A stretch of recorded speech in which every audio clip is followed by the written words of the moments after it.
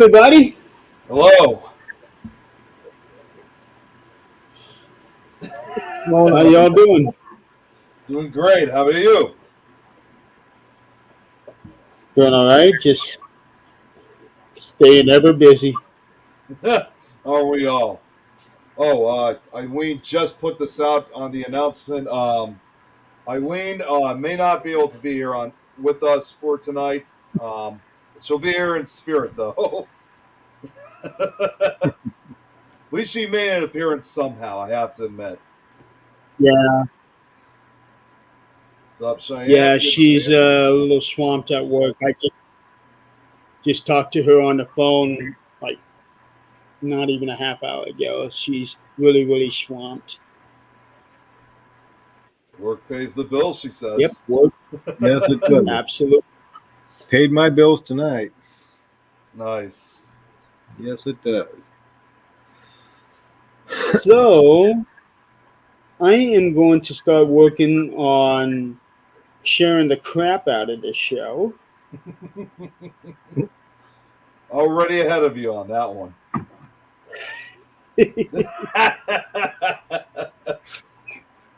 Yeah. I just keep going until Facebook stops me, but I make sure I hit the vital groups first, and then I just go straight across. Cool. You know, I don't know what it is, but for some reason whatsoever, it's saying that I'm going live on Things It Universal. is. Did you see that? Okay. Yep, it is. I'm I'm not going to worry about it. The last two times I tried to go live, for whatever reason, it won't take it under my name anymore, which is weird because I'm the one who created the Come on, group. Brad. And I even talked to the useless peoples in group support of Facebook, and I do emphasize useless. They did say that there is no restriction on me. Really? Yeah, there is no restriction on me, but I'm going to hold off on trying to invite people to the group. So every show you've been doing the last couple, what's going on with when I hit the Texas and stuff? Why is my face not showing up? You know, that's something we're still trying to understand too.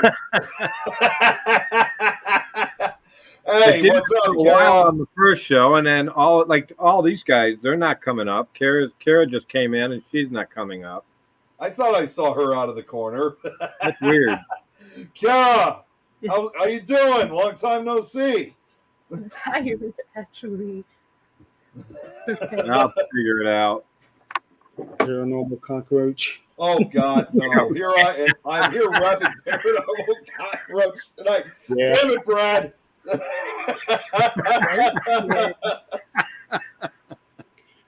Eileen is asking you, what page do you go to get when you get on?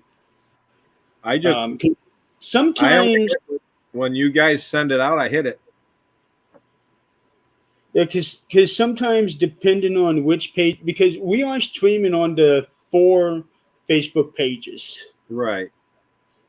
Now, last week when I was doing it at the end of the show, wasn't I coming up? I don't remember. You were a few times, I remember. Yeah, because at the end I lost it and I came back through Facebook. I seen you guys live and I hit that, and then you started to see my face. So maybe I don't use the stream. I just wait till you get on Facebook and then hit it. Yeah, I don't really. Yeah, she just said sometimes if you don't go straight to things, it won't show. Right. You know, I did notice with a couple people last week that they showed up as Facebook user, and then they were under their own name, and then all of a sudden they were back to Facebook user. Yeah. Yep. It's weird. Yeah, I don't know. It's just something that StreamYard has been doing. Oh. Hey, Jeremy, you should know about this. Actually, I'm not at work. I'm driving to Brad so I can make him drink Starbucks. Oh, okay. So, all right. Okay, it's time to start making some people mad. I was really hoping Jill was going to be here because I am going to show this. That is funny. It is. Good luck. Good luck getting in. As soon as I saw that meme, the first people I thought of were Adrian, Eileen, and Jill. They Where's were the Jill when first you need ones her? that I thought of.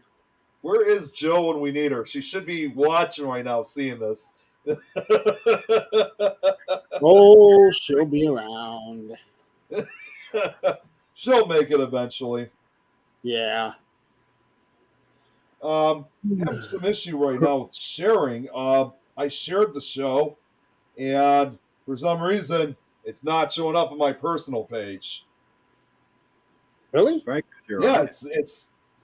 I don't know what's going on here. I mean, That'd be mean. It's so weird. Well, I just Well, shared according to it. Carrie, you got 9 Well, viewers. That's because I'm I just showing shared out right now to multiple groups. Well, the real question is when I shared it, where did it go? I can't find the damn thing. It went to You might be right, Starbucks. Brad. Nick, it Yeah, went to seriously, Starbucks. I cannot Okay, find the so sharing. She's probably still cooking. there is a little story behind this. Last night, I was watching Drunken Oracle that has Keith Ottersberg and Christy Ayers on it, Okay. and Brad was on it, Jill was on it, and Jill said something about cooking, and I was just razzing on her about that, saying that it takes her 3 to 4 hours to cook, something like that. And then she said towards the end of the show that she was going to go ahead and leave and start cooking, and she was going to cook ramen noodles, or as Brad might want to refer it as Roman noodles, but we're not going to get into that. So she said she's going to start cooking ramen noodles. So anybody who has cooked ramen noodles knows that it takes 10 minutes. I figured. I said, okay, Jill, I'll talk to you in 3 hours. 3 hours later, she texts me, hey, I'm done cooking ramen noodles now. I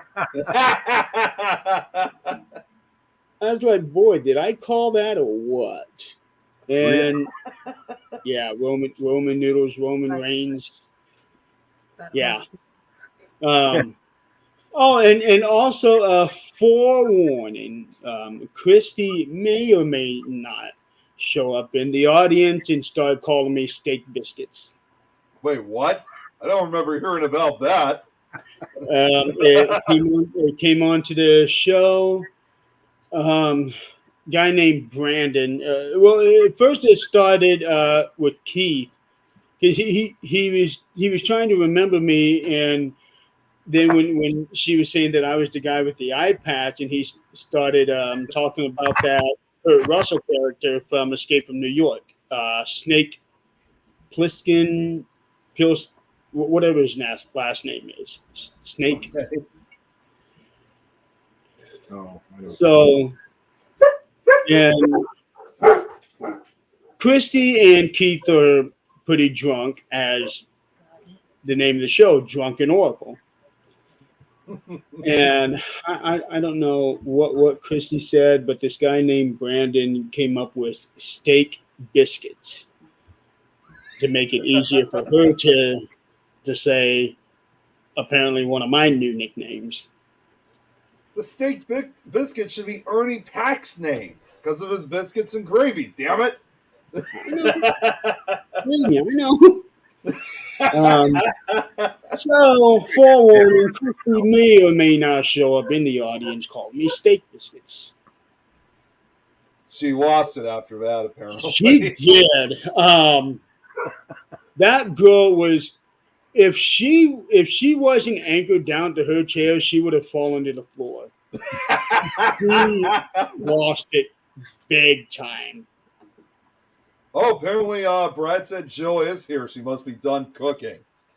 Jill, we don't see ya.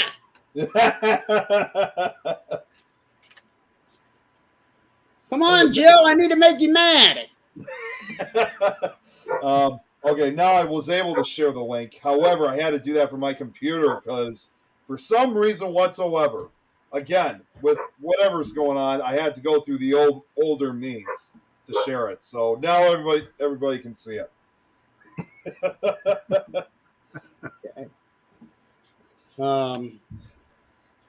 Yeah, I'm still sharing out. I'm just making sure I hit. Oh, there's Jill. There she is. Okay, good. Now I'm going to make Jill mad at me.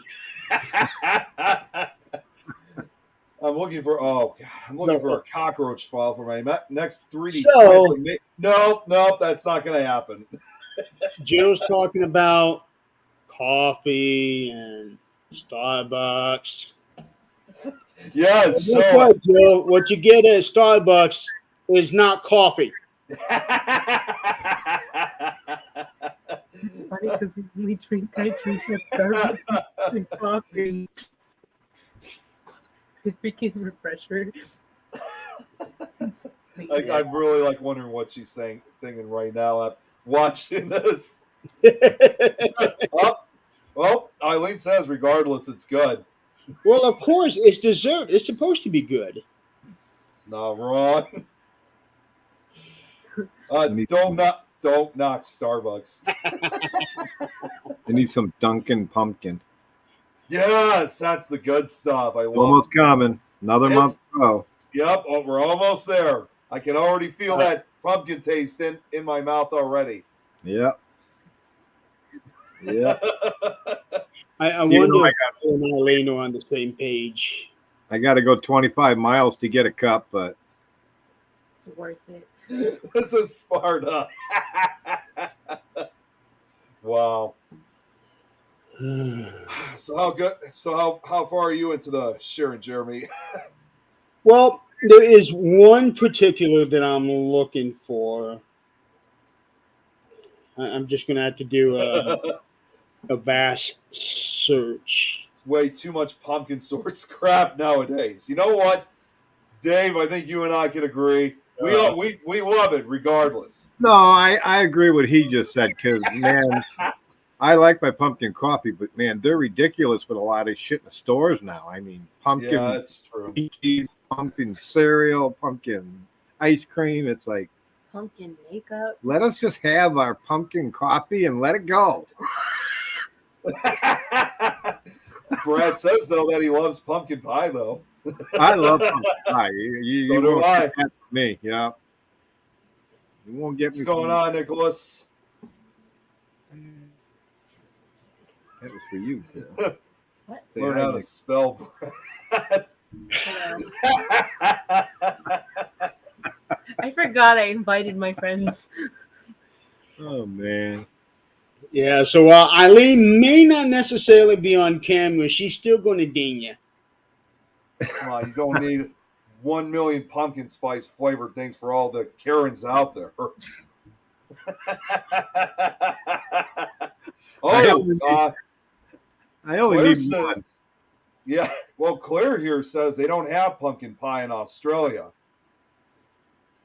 How do they not have pumpkin pie in Australia? I thought it would have been shipped from the U.S. to Australia. You think? Well, No, not yet, Jill, but we're just talking about it. But so probably in another month. that begs the question: Yeah, we got another do they even have pumpkins down there in Australia? That's what I'm Good thinking. point. I mean, I don't think they do. So my best guess is that perhaps they ship them out. So that's what I thought. Maybe Claire can answer that for us. Do they even have Halloween in Australia? Oh yeah, Oh yeah, I've heard a few people in Australia they celebrate. I mean, not as big here in the as big as in the U.S., but it seems like they're slowly but surely starting getting into it. and that's also the same for other parts of Europe as well, Yeah. not just the UK. Hmm. So what does Dave want from Starbucks? Not you, Jeremy. Okay, I am now done sharing. A cup of coffee that won't cost $20. Yeah. What's going on, Lori? Good to see you. But thanks Lori's for thinking of me. Hey, Jeremy, we got Lori on. Hey, hi, Lloyd. Hello, Lori. What's up, Robin? Good evening. Oh, she says they do have pumpkins, but pumpkin pie isn't a thing. Ah, okay. Well, maybe you got to be the one to start it. They are made from pumpkins. Oh yeah. Just give it off that easy All right. So while Loy is up here, I would like to announce that Loy, she is of the Wildwood Sanitarium in Salamanca, New York.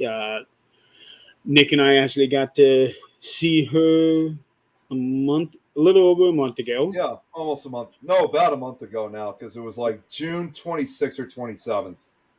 23rd. 23rd. Yeah, you're right. So over a month ago. Right before my birthday. And then a couple of weeks ago, I got to see Lori again when I was passing through from Vermont.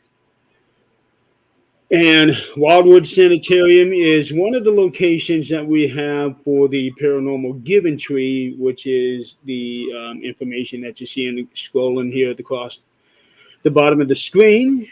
And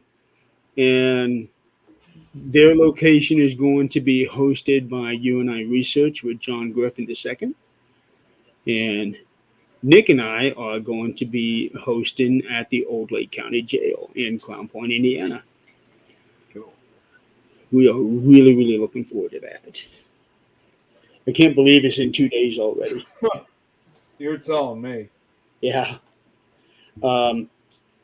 And I also like to go ahead and announce that next year the Paranormal Giving Tree is going to be on July 15th.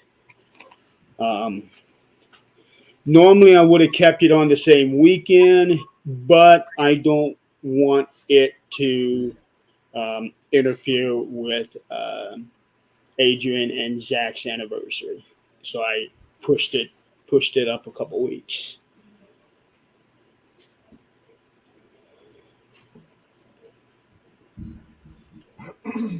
And also, I can finally announce this. I am done recording my album. I've been teasing this now for a couple of weeks. I am finally done. I have the track listing done. And this is going to be the cover of it. Let me take the banner off. That's going to be the cover of it. I will probably be playing around a little bit with the text on the picture, but that's going to be the cover. Note the phoenix that I'm looking at. And the background that you see is actually the Fremont Street experience in Las Vegas, Nevada.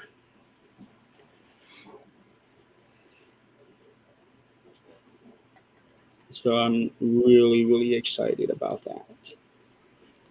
And that is going to be the back cover of it. That looks really cool, Jeremy. Yeah.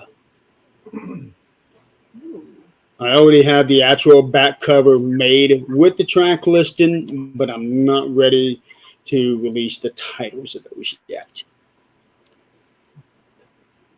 Yes. Well, Jill's loving it already. So, okay. Eileen said getting back to work. She'll check in periodically. Okay, see you later, Eileen. Yeah, I named it. Sorry, go ahead. You go ahead first, and then I was going to say I named it Phoenix because Sarai Richardson called me a Phoenix because of how I recovered from my accident. And this entire album, minus a few songs, is pretty much based on the accident and the recovery of it. So I decided to take the title Phoenix, and that's the name of it. I got to share this on what Brad said. It's the other way around. Their anniversaries interfering with your giving tree. Right. Well, however, which way you look at it. Can you blame them? Yeah. All right, so Dave, who do we have in the background? Oh, that's Kara. That's my daughter. Okay. Hello. Hello. She also investigates. Yep. Oh, cool. Every time. Yeah. We've invested, like, when they used to live up here and when we were actually, a lot more active as the MPS, we often usually investigated. And I was still investigating when she was just still a little girl. So I'm sure this brings back memories for you, Kara. Yeah. Well, what's his name? He was the same age as she was at that time. Walking Dead. Oh, They were the same yeah. age. Yeah, Chandler Riggs. That was his actual name. thank you. Yep. Yeah, they were the same age. You know what? I'm gonna have to find that picture while we're on the show so I could share it. See if I could find it anywhere. I had a big crush on him too. Yeah, we couldn't keep her away from him. Literally. You didn't have to worry about looking for him. All we had to do is hit the radio and say, Kara, where the hell you at? And then we kept hearing, we're here. We're here. Oh, okay. Thank you. Call me out like that. But no. We had good times. We had some good investigations. We had some hard ones, but we had some good ones. Yeah, I mean, it goes quite a long ways, and we had a number of different investigations, and still some of the best, in my opinion. Yeah. Yeah. Evanston, that was our first ever investigation as somebody getting a hold of us to do one. And it's correct. That was kind of crazy because it turned out that the owner used to be the bookkeeper for Al Capone back in the day. And we found out that he was skimming Al Capone. So they actually sent a party over to his home and executed him, his wife, and his child all in the night. I remember that. And then it turned out. Yeah, I was going to say, if you're doing that to somebody like Al Capone, you're not going to be living much longer. No. 10 years after that happened, the family that we were dealing with actually bought the house, and they had, what did she say, 50 years? She had that place. The family had it for 50 years before she finally moved. Yeah, that's what I remember hearing. Yeah, they lost her mother and father, and then she decided just to get out of it because she said the place was like been wicked haunted the whole time, and she just wanted to know what the hell was in there. And we went in there. What was the first thing that happened was we walked in the place, and all of a sudden, all the faucets and everything started going in the bathroom. They just turned on, and you guys were getting stuff up on what, second floor? Yeah, it was at least the second floor that we were on, and there was. You guys were on the bedroom all tucked in there, and you kept yelling at me because you kept telling me to be quiet. We were in the basement, and it wasn't even us you were yelling at. No, it wasn't me though. It was somebody else. It was. Well, I know Nick came, or Nick. Frank came down, and he started yelling. He's like, "Dude, what are you guys doing down here?" Yeah, I think it was Frank. Yeah. And Kathy's like, nothing. We're as quiet as it can be. Why? He goes, no, you bullshit. All we're getting is pa, pa, pa, pa, pa, pa, pa, you running around. I said, we've been sitting, and we had the owner with us. Like, we've been sitting here quiet for the last hour. Ain't nothing's happening. And we didn't hear any of it. They heard it. We didn't even hear it. Right. Yeah. That was nuts that night. I definitely recall that. And then, yeah. And that I don't think you were able to. Could you pull that? I don't know if you go to YouTube. Could you pull up the voice that we got? Yeah, you know, that's actually what I'm looking for right now. It's been so long. I'm It's actually on searching YouTube for under it. David Wismer, Okay, let me. I'll and check through there. you'll see me in the shirts. My picture is the shirts Jim. Okay, give me 1 second here. Oh wait, I think I found it. That's one of our. It's got just a light in the center of it. Which one is it again? It's got the light in the center of it. White in the center of it. Okay, It's hang on. a black picture with a light in the center. It should say Evanston investigation. Oh, okay, hang on. Yep. Well, there's Evanston basement ghost conversation with Dave. Yeah. Yeah, I That's think this probably is it. Yeah, I think this is it. And that ghost, wasn't that when the ghost was like cussing at you and stuff? Okay, give me 1 second. I'll share the his wife screen. told me she was So coming for me. what's going on, Don? I'll share the screen so that way you guys can get an idea of what is captured. All right, so this is the video right here.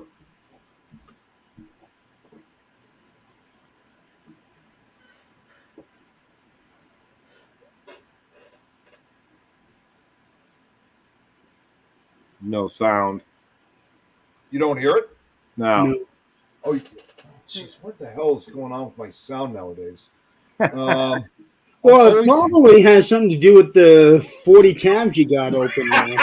I forgot about those damn tabs. Here, tell you what, I'm going to try to make this easier for all of us. Damn it! I've been meaning to get rid of those. I've been off my computer for the last couple of days. And you only need to hear the maybe the first 30, 40 seconds, because that's where you could actually hear him yelling at me. Okay. The rest of it's like just blue, blue, blue, blue. Yeah. Only 4 more days.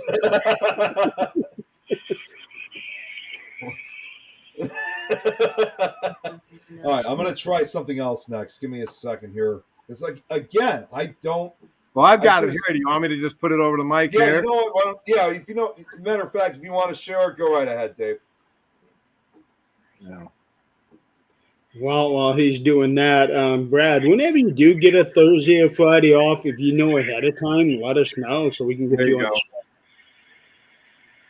Can you hear it? We don't see anything yet. Well, No, he's just playing it for us. He's playing it. Okay, I thought he was actually sharing it. No. back there. Oh, it's on the bottom. There you go. I hate iPhones.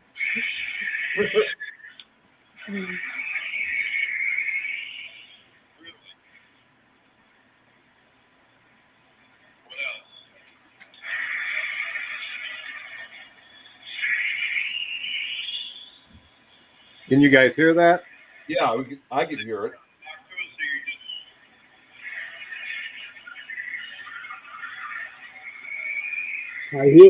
I hear, but I don't know what it is. Yeah, you'd have to see it if he can get it better on the. And that thing lasted 20 minutes, just me yelling at this thing until it actually got me to where it got me sick.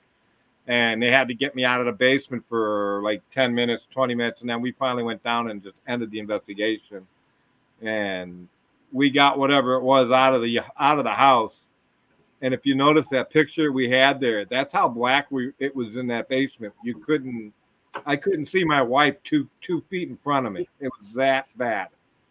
But the minute we actually went to the prayer and we did our prayer together and everything and said amen, that whole basement lit up. We could see everybody. We could see all the equipment. It was all over, and we left. We just said, let's go, and we left.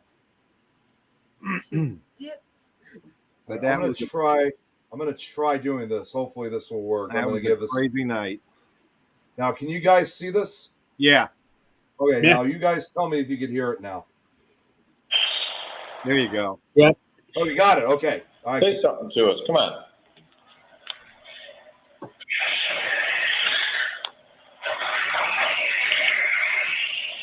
Really?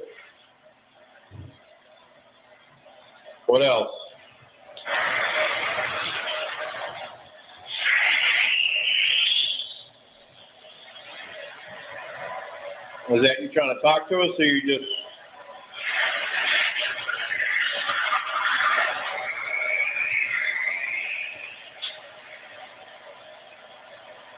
It still gives me the chills.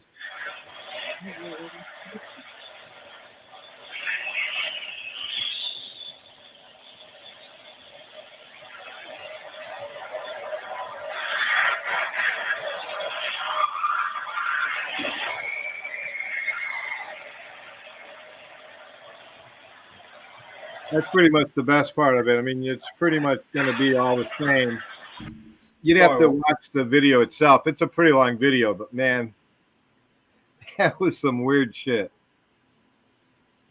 So what was that like? A Phasma box that the noise is coming out of, or what? Yeah, I think that was our spirit box. We had 2 or 3 different things going at the time. And the funny thing was that recorder, that video recorder recorded it. All the rest of them didn't even record it. Just that one recorder. Huh. Because we went through all the rest of it. We were all sitting. That's what we did when we did our investigations. We'd all go to someone's house and we'd all just sit down and start doing it. And we had 4 different recorders, two video recorders and 2 voice recorders. Only one video recorder caught it out of all 4 of them. It was crazy. I had a similar thing happen years ago when we did a residential. We were all sitting at the kitchen table, and there were 3 of us, and we each had a different voice recorder sitting on the table, and we were asking a whole bunch of questions. And the crazy thing was that one recorder would capture an answer and the other 2 wouldn't. And it happened multiple times on all 3 of them, that one would capture something that the other 2 didn't, and every one of them did. Yeah, that's crazy. Yeah, it makes no sense, because unless each recorder is on its own frequency. Well, that's the whole thing. We never know how we have a record. We can have the same recorder. You get 4 same recorders. And I've done this numerous times where I've only had maybe one recorder pick something up and the rest of them didn't. Is it because of our white noise is not all the same frequency, or because I know in the settings you can set that stuff. Can one be higher and the other one lower? Who knows? I don't know. I have no idea. But I think that's definitely something worth looking into and experimenting with. Yeah. It just seemed like a lot of this. Huh? No, you go ahead, Dave, and then I'll explain. Well, I just bought like 10 brand new voice recorders. So right now they're all set the exact same way, I hope. And when we do that place in Clinton, I'm going to set them all over the place. I mean, this is a big building. This is not a small building. I've seen it. It's this huge. Was a bank. This was you've got 3 vaults in the basement. You had one upstairs, and then you had the radio station on the 2nd floor, and then you've got the Masons on the 3rd floor. And their lodge is all still there with all their crap is still up there from like the 30s and 40s. I mean, the shit's really crazy. And logbooks, we got logbooks back to 1803. Wow. Yeah, it's really, I do believe, not 1903, I'm sorry. 1903, okay. The lowest one we had was 1852 or 53, I think is what, or 90, whatever right up the top before 1900. Okay, but, so like mid to late 19th century. I'll send you pictures. I'll get some pictures of them and send them to you. Sure. They're really cool. They've got swords. They've got shields. They got the things that go around their neck, the costumes and stuff. They're all still sitting there. Wow. Yeah. And you know Kathy. Yeah, of course. Kathy doesn't freak out on much stuff. She goes to the Body Mackey, Sedanville. None of that really bothered her. She went up to that third floor, and the first thing she said to me, I have to leave. She was up there for not even 3 minutes, and she's like, "Let's go. I gotta leave. I can't deal with it up here." That's how. Jeez. That's the heaviness of it out there. And she was able to get through the Saddamville without any problem. She even spent the night at Saddamville with me. I remember that story. Yeah, but she couldn't last 3 minutes up there. So, Wow. that's crazy.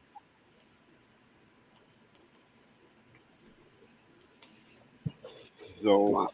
see what happens. We get up there and get it. I think I'll put the stuff up there and just let it alone. Just leave it overnight, and like I did with the schoolhouse over here, just put everything up there and just let it go for the night, and then come back the next day and just retrieve everything and then check it out. Right. Now you're in the Chicago area, right? No, we're in Clinton, Illinois. We're up there by Springfield. Yeah, so like more in the central Illinois area. They used to live up here with us, but they haven't moved down to Champaign. Clinton. We're close to Champaign, Urbana. Yeah. Okay. We're 20 miles north of Decatur. I can watch all Jeremy's TikToks. Well,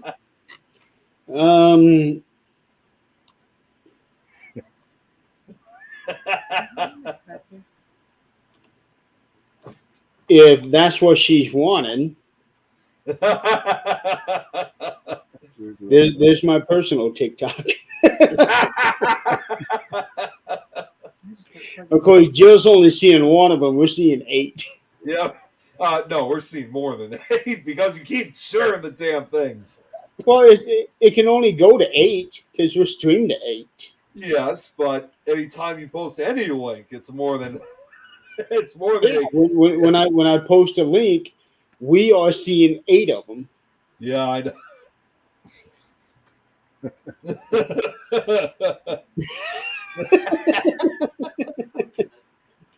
Yeah, Joe knows what we're talking about. Yeah. Oh, Jill's asking, does Dave sing too? TikTok. A little bit. Not as much as I used to. I love my TikTok. I've been getting into music myself too, so I'm kind of still getting started in it. Well, after my stroke, I can't really keep a tone anymore. So. Oh, really? Yeah. Okay. Oh, you had a stroke? Yeah, last December. A year ago. Yeah. See, I didn't get word about that, surprisingly. Really? I would have seen it, but I didn't advertise it. I didn't need to let everybody feel sorry for me. That's all. okay. Well, you seem to have recovered pretty well from it. You seem to have recovered pretty well from it. We caught it really quick, and that was the best part about it. I got sick and dizzy and everything, and I went to the hospital. And then the moron people at the hospital here in Clinton, they told me I was all right, told me to go home. Well, we did that machine that they put you in to check your head and all that crap. Yeah, CAT scan. Well, I got in there and it broke. Wow. Really, the lights, that's not telling you something. Yeah, right? But seriously, the lights, everything went out. So the guy pulled me out by my feet. He said, "Get dressed and go home. And we can't do that." Come on out. You're going home. Yeah. So I called the guy up Monday. I was still feeling crappy. I called him back up Monday. I said, "You guys fix your machine?" He goes, "Well, no, you broke it. And we can't do anything until we fix it." I mean, that's exactly what the doctor told me. So I told him to kind of go bite himself, and we went to Decatur, and it turns out their brain scan thing worked, and they found out it was just a small stroke, and they were able to give me the pills and shit. But unfortunately, my speech and stuff doesn't work as well as it used to. Right. So, yeah, they said I broke their machine. Probably a couple $1,000 worth of damage. Oh. you like Starbucks, but you don't have a ticket. Yeah. That is definitely a head shaker there, Brad. That's Jill saying, tell him you're Shame on you, paranormal wherever you go. Oh, I know. It's horrible for me because when I can't really go to hospitals because I actually experience the paranormal when I'm in hospitals or in cemeteries or other places, and I can't even go to funerals with people that I love because it's really in some places it's really bad. And when I'm in the hospital for myself, it's a real pain in the ass because man, I got to keep the lights on and I see things that and people look at me, they see me watching all this shit, and they're all looking at me like, "What the hell are you looking at?" And it's like, "What are you gonna tell them? Ghost?" I mean, oh, you don't see that guy standing in right the there? hospital longer than you want to be. Yeah. So it's like, okay. So it's just the way it is with life, you know. Some people see the things and some don't. Exactly. I mean, you've been to my property. You've seen the damn shadows that go across my field. Yep. I watch that shit every night, you know. And they've been worse in the house lately. Actually, lights have been being turned on and off now, and there's our TV. They turn my TV off and on now, and just a lot of different. The cameras. I got one camera that will go completely purple for about an hour, and then it just doesn't. It just goes back to normal, and it's the same time pretty much every night. Jeez. Yeah, what the hell is behind you, Nick? The same time. That's not. Did you see that? Wait, see what? That white flash that came up behind your, like something just grabbed the back of your neck and went back down. No, that was I was just turning on a light actually because it's starting to get dark over here. I got a lamp light right in front. Okay. Yeah. I was gonna say that was cool, dude. And plus, he's got a filter on his. Yeah, I also got a filter on because I got the green screen right behind me too. Gotcha. But Robin says, I learned the hard way that mentioning you see ghosts to the wrong people will earn you a stay in the nice locked hospital ward. I hate to say it, that's kind of true. Yeah. T-Buns. T-Bum. But I like this comment though. Yeah, that's where the people with the white coats and the net comes after you, and you get to wear a special hugging coat. Well, let me tell you, we did the thing. Were you over at Pascal's when Ursula was selling her books? Were you working with us then? The name For is the haunted house? I was, well, I didn't work with you guys, but MPS did the haunted house with them that one evening, remember? Yeah, we did. Yeah, we were there for it. Ursula was there selling her books. Yeah, it was like, I think it was October of 2014 that we did that. Yep. We had two girls came in that evening, and I kept getting this thing, and I kept hearing this thing, and it kept telling me to go talk to the girl. So I went to Kathy, and I'm like, Kathy, look, something's telling me to go talk to this girl. What do you want me to do? And she says, well, what's he telling you? I says, well, it's her uncle, and she wants me to tell her that she's okay. And so I said, all right, well, I'll go over. You can't just run up to somebody and say, hey, guess what? Your uncle's telling me you're okay. Exactly. You know?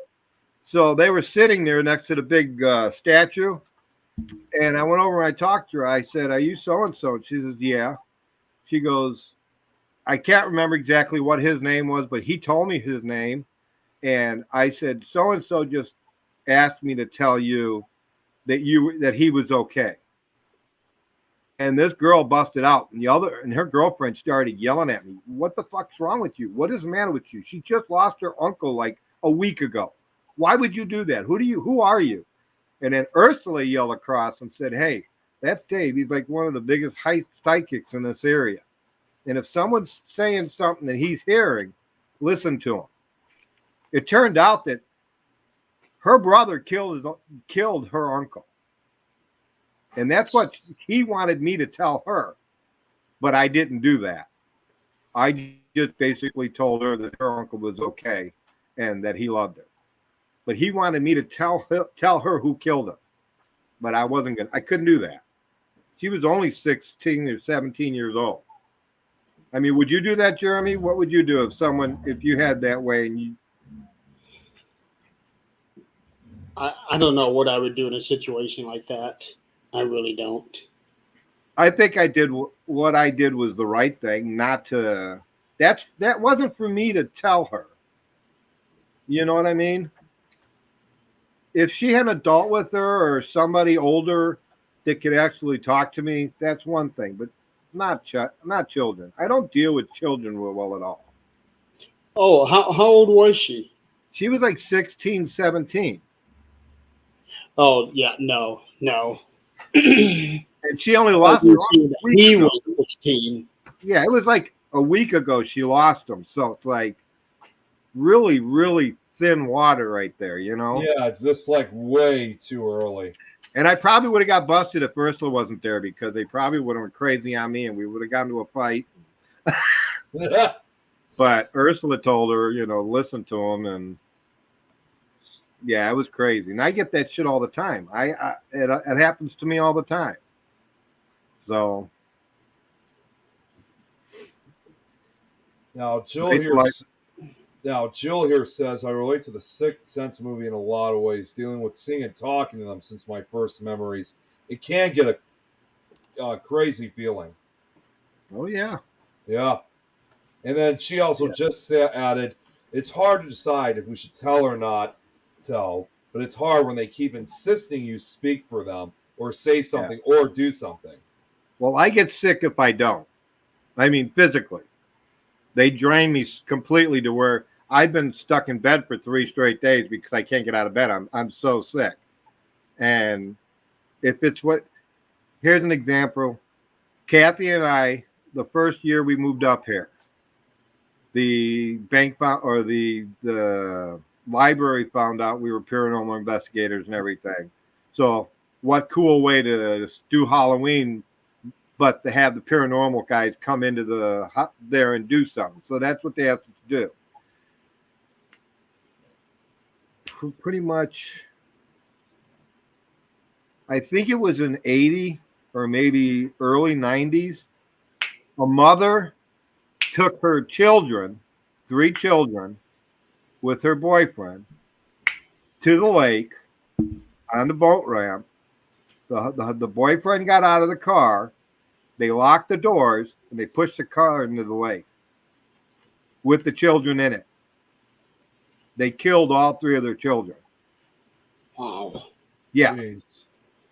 The first question that came to me, somebody came up to me and said, could you go back to the cemetery can you go back to the dock and can you still talk to the children at the dock?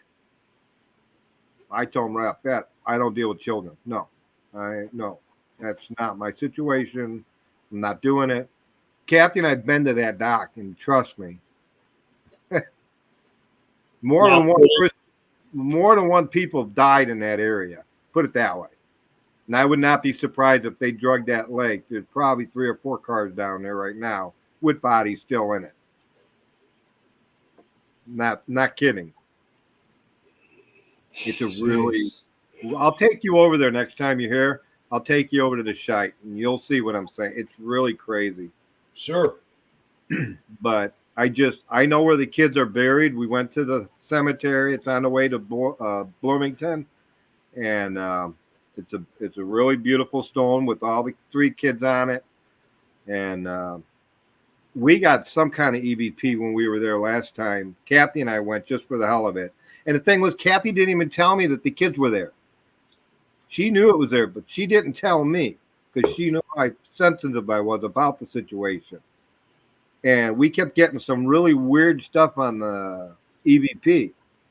And when we left, Kathy finally told me, "Hey, guess what? That last stone we were at, that was the 3 kids that drowned in the lake." I was kind of pissed. I was kind of not happy about that, but Oh.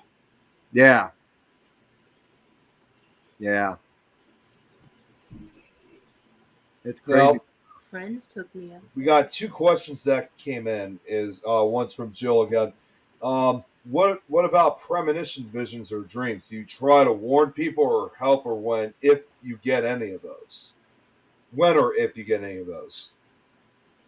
I don't have as when I had the stroke, a lot of what I used to do is I'm not getting a lot of it now. But in the past, yeah, I used to have dreams and things would big example, Nick, over at Saddamville. Remember Yeah. what happened in the basement? I went Yep. into like a trance in the basement. I just like passed out. And Actually, then when we wait. came through, I I was had gonna to, say. I was huh? gonna say. I don't think I was there for. I don't think I was there, but I remember you telling me this. You were Though. down there with us. It was I was you. okay. It was all of us were down there. Okay. When I was talking about the guys that were in the coats and they were doing the ceremony, and the girl showed up and they wanted to kill her for being there because the girls weren't allowed. It was like the 16 or 1700s, and it was really crazy. And I told the guy that Ed Shanahan, I told him girls can't be downstairs. I mean, they're they're gonna get hurt. And he kept all the women from going back down in the basement down there. And when we all went down there, something out of the wall came out, and it was we have that. I gotta find that for you. I'll send it to you. But we had this growl that came out of the wall. It was just enormous. I mean, it was really loud, and they heard it upstairs with all the girls. Were Kathy's got it on her recorder too. But it was really that place was just crazy. It is, and I was there, and it just surprised me. I mean, at least for me, for my appearances, I only was ever there like 2 or 3 times, but that Right. place is nuts. And the other premonition I had was the same place when we were all upstairs doing the thing with at Shanahan with the girls on the bed. You've seen the videos on my page. Uh, we heard, I thought I heard the back door downstairs, like someone was trying to break in. It was not a good neighborhood. And all our gear was down in the kitchen. So I told everybody, I'll run down and see what's going on. Just keep going on what you're doing. So Becky or Betty, you know who Betty is, right? From Betty Wisconsin. Erickson, Yeah. Betty Erickson, yeah. Me and her son took off and went downstairs. And we were checking everything out. Everything was cool, but one spot, you could see the door handle was just vibrating. You could see it moving. So he ran up and grabbed the door and opened it, and this light was just sitting there. And then all of a sudden it took off. And he looked at me and he said, "Dude, there's someone out here with a flashlight. Let's go." So we both took off, and we probably went, I'd say 15 feet before we got to a hill. And then we started down the hill following this light. And then all of a sudden, something in my head told me to stop. And I mean, I grabbed the back of this guy's neck and I pulled him back. I said, "Dude, stop." And Brain, it's pitch black. We don't know what's going on or anything. So I said, "The girls are up there. Go back up, make sure everything's okay. Whoever this was is gone. Let's get out of there." So we went back upstairs. I told that story that following Monday, and the owner of the place came back and says, "How far down that hill did you go?" I said, "Probably good 15 to 20 feet. She goes, "Well, just so you know, 21 to 22 feet, you'd have fucking went straight down, and you'd have ended up on a bunch of steel and iron and glass and all kinds of crap because there's nothing in front of you. It just was a complete drop.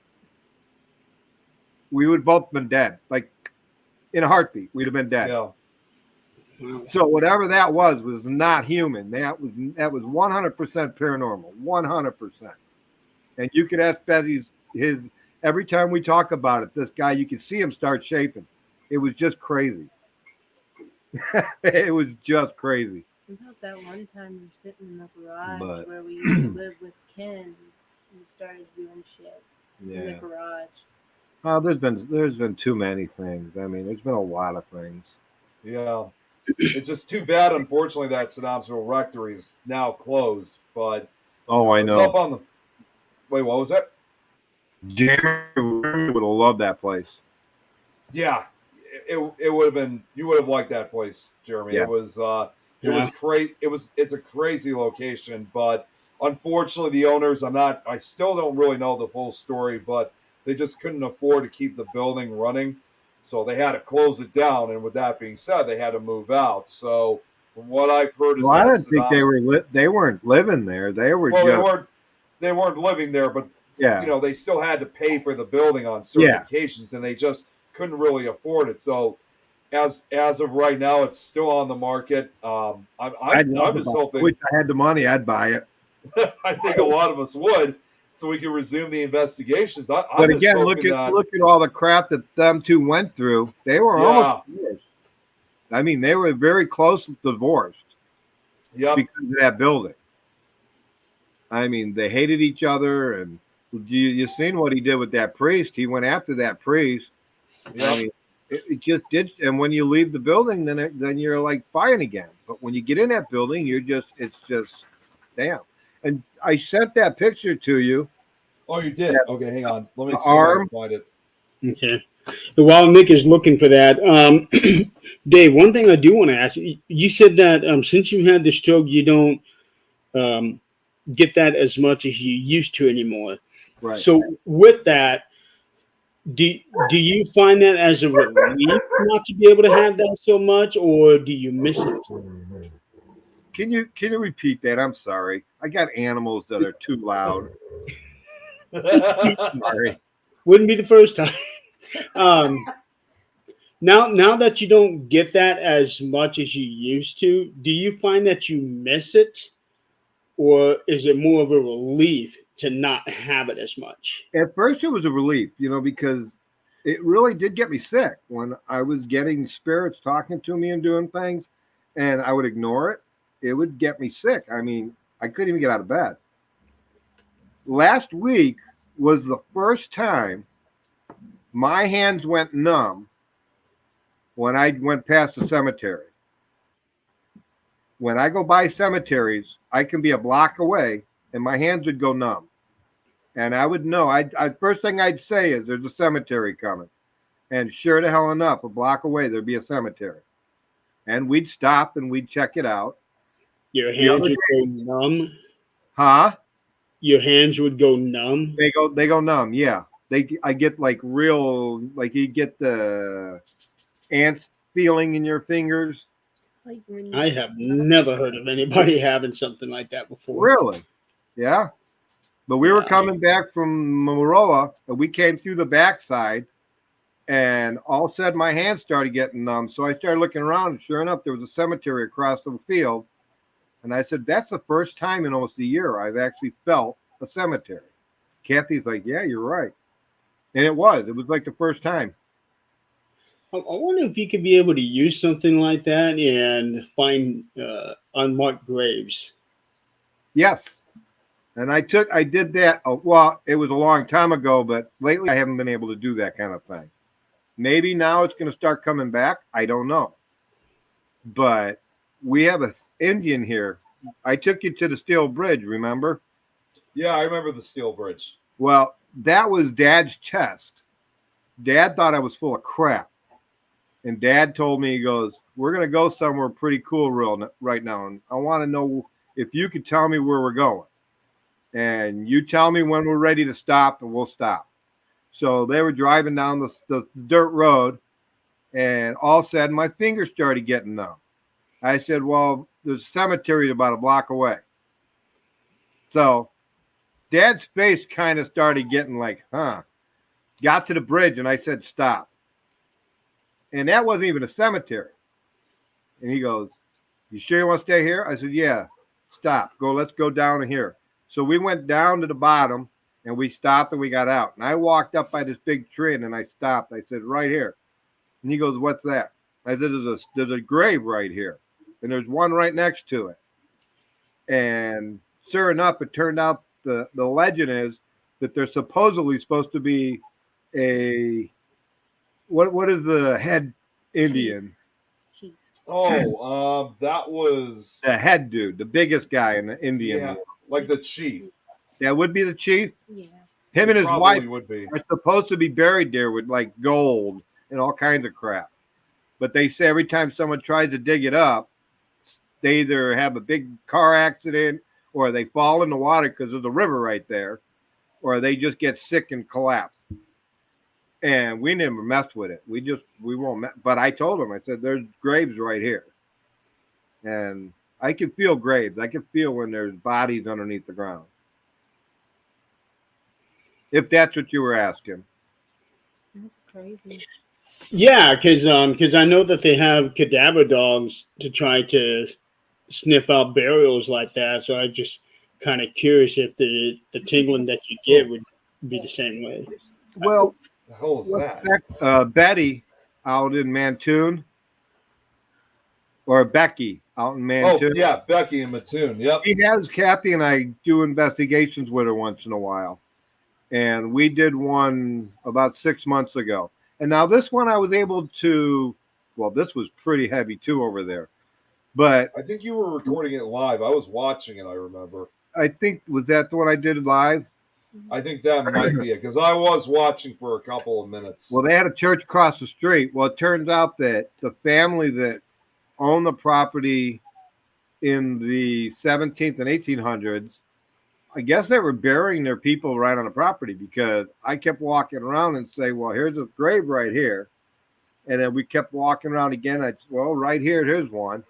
Now, Becky can use the downing rods really well. And she could find the graves with the downing rods. But she was in the house when I was telling the lady that there were graves down here. So Kathy went in and said, I'm going to bring her out. Let's see what she says. Don't say nothing. She found the exact same spots that I did for graves. So the owner of the house actually hired a guy to come and do the walk around with that machine that goes through the ground. There were 5 graves on their property. And they were absolutely all the graves that Becky and I told her were there. So they had them resumed and moved. Have you been to Fox Hollow? No. Okay. Where's that? That's Fox Hollow Farm you're talking about, right, Jeremy? Yeah, the one that's just north of Indy, I think. Yeah, that's like in the northwestern Indiana. That was where serial killer Herb Baumeister once lived, and killed a lot of guys. Is he the one during that his had lifetime. the pool? And he buried them right there on his property. But he had the pool, right? He was killing Yeah, them he in the did. pool? He had the pool. Yeah, they were. Yeah, I know. I'd love to go to that place. I'd love to investigate that. I remember hearing. I don't think they do investigations anymore. Yeah, that's what I've heard. I think they stopped doing them. I don't know if it's a temporary or permanent thing, but for several years they opened it up. But I have to admit, though, I mean, even just thinking about that location and the murders that were committed at that place it was creepy in itself. Not only because of the murders, but how it was all set up as a crime scene. Because I remember they had it on the show Paranormal Witness. They interviewed a former detective, and they said one of the other weird things was that Herb Baumeister had several mannequins placed in and around his house, including the pool area. Yeah, they were like in various poses. It just seemed really weird, bizarre, and somewhat creepy. It seemed like a setup to lure his victims there. Yeah. Yeah, that guy was he was a crank. He was a griphead, man. Who else? Well, Ghost Adventures, I know they did it. And I know Ghost Hunters did. I do believe Ghost Hunters did it, right? Yeah, they did. And then, like I said, not necessarily an investigation, but they covered. No, Ghost Hunters, not Ghost Brothers. No, that's what I said. Ghost Hunters. I don't recall hearing about them going there. Who? I only know about them going to a couple places in Valparaiso and Crown Point, and then um, the reboot Ghost Hunters went to that. It starts with an A. Um, Ashmore? no, No, not Ashmore Estates. in Indianapolis. Oh, gotcha. It Um, starts with an A. It's like an Irish sounding name. So, Foxhole Farm, there's also a documentary that was made over 10 years ago, which was called The Haunting of Fox Hollow Farm.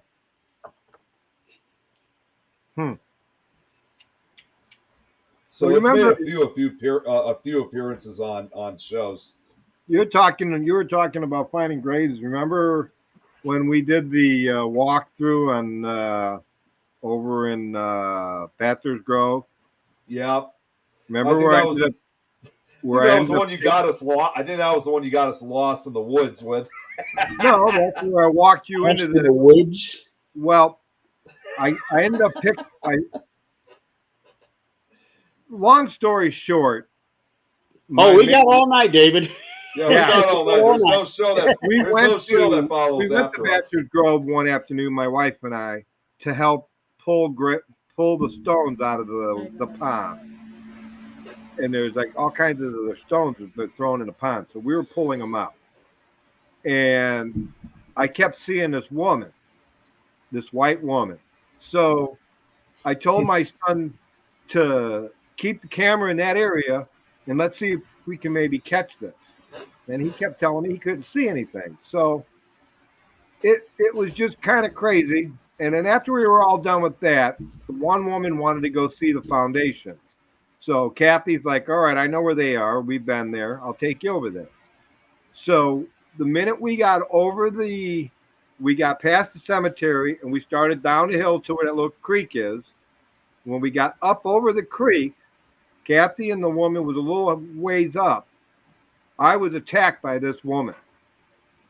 And I mean, she had me on the ground. I couldn't breathe. She was basically ripping my insides apart, period. And I had to yell to Kathy. Well, really, I couldn't even yell. I'm grabbing Mike by his shirt. He grabbed my wife, yelled at my wife, and waited to come back. We got them all done. I was able to start breathing again and everything. And it pissed me off. I mean, it really pissed me off. And Kathy's like, well, you want to get out of here and go home? I said, no, let's go where we're going because they're trying to stop us from going there. So we ended up going over there and everything. And we left after that. The next morning, I got up and had a massive heart attack.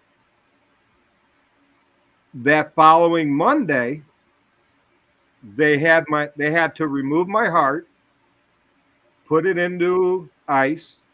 They had to redo all of my arteries, take some stuff out of my leg, fix the main artery with my leg arteries, and then put it all back. I had a it was almost a 14-hour operation. A bypass. Quadruple bypass is basically what I had to have. And all because of that bitch. And people say that ghosts can't hurt you, but they can. Oh yeah. She destroyed my inside. She just crushed all my arteries and everything. And a year later, remember what I said?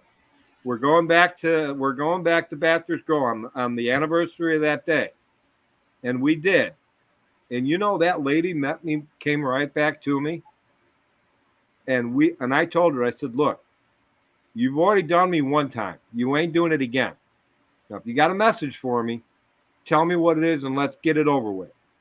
So she had us follow it. How many people ended up following us that day? There had to be.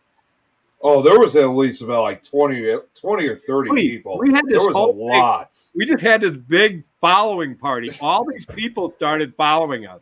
And these were people that we didn't even really know. I mean, there was a lot of them. I mean, a lot. Once we got over the creek, we got up the hill. We ran into, I don't know, what was that guy's name that ran the cemetery?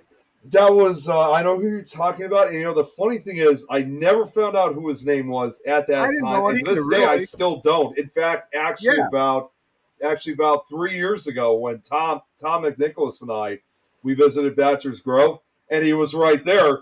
Yeah. And I actually I approached him at one point. I'm like, you remember who I was, right? He remembered me, even though it was a couple of years. He remembered who I was, and I Yeah. still never found out his name. So we ran into this guy, and he goes, "Where you going?" I said, "I don't know. The lady's telling me that we got to go to her house."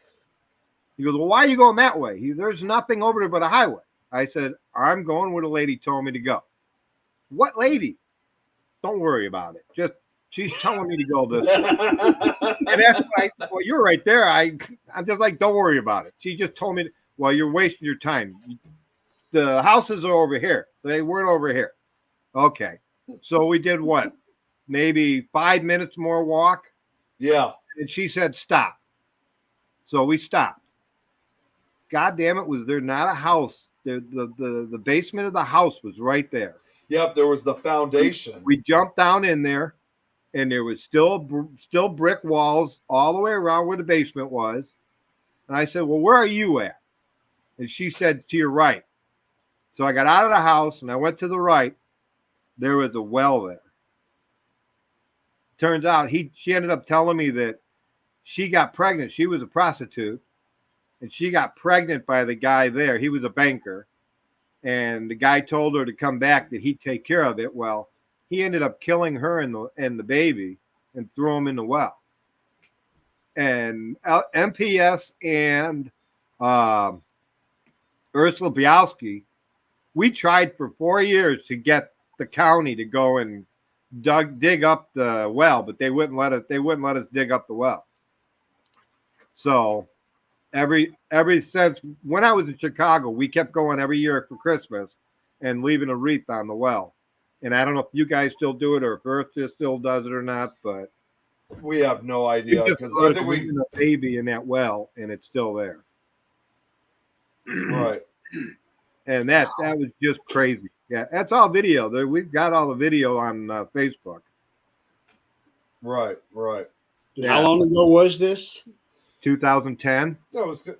No, I think it was a little bit later. I think it might have. Well, actually I had the bypass was 2010. Okay, so that might have been.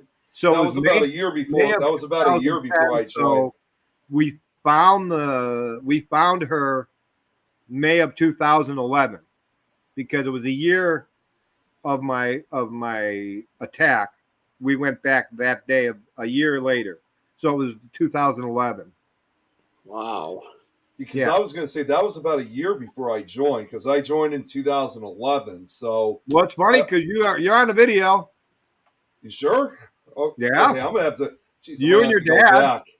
You and your dad and your mom's in the video. Okay, I'm gonna have to go back and check that out because 2010 I was still in high school. Well, you were on the well, MPS. If you had the bypass in 2010, and then a year later was when he went back. That was probably when you were there. Okay. Yeah. We had the MPS live show in 2011, dude. You guys were part of that. In which I do have the pictures, which I would like to show at some point real soon. I thought you remembered everything. Oh, shut up, Jill. Shut up, Nick. That wasn't nice. You're picking on her now. Hey, Brad's usually the one picking on you. He's unavailable at the moment, so Jill's stepping in his place. I haven't seen Brad, so that probably explains why Jill is saying that. Well, he said something earlier that his machines went down. Yeah. When he came back, so something must have happened and he had to get to work. Yeah, she wants to see the pictures. All right, give me a second here. All right, now because you thank goodness you sent them to me earlier today, Dave, because I would have had a much tougher time looking for them. Yeah. Oh, and guess what? And Jeremy, you'll like this too. It's not only just the pictures of when we were doing the investigation, but this was also when we went to Crown Point Jail for the first time. Yeah. Oh, really? You remember when I got stabbed? I remember that. Yeah. I mean, literally got stabbed by an inmate. Jeez. Wait a minute, where the hell is that? I just had it a second ago. the funny part was we had all walked. We were just where that was the holding cell where all the Yeah, I all think. the Oh, Dave! I just, in addition to finding those pictures, I also found the picture of us when we had Chandler Riggs with us. So I got everything here. Well, I sent them to you. Oh God. Cover your daughter's eyes. Okay, hang on. So we'll His start off family, with this, and him then and his family were very cool. so Hey, we're here's down to every. 2 tabs now. Yay! You guys can see this, right? Can you zoom in? See if I can. Yeah, here we go. Yeah, this was us when we were I at think Scherz I High see School. which one is Chandler. Is he the one right there in the middle? Yep, that's Yeah. him right there from The Walking Dead. I'm right behind him. Okay. And then Dave's right off to the side.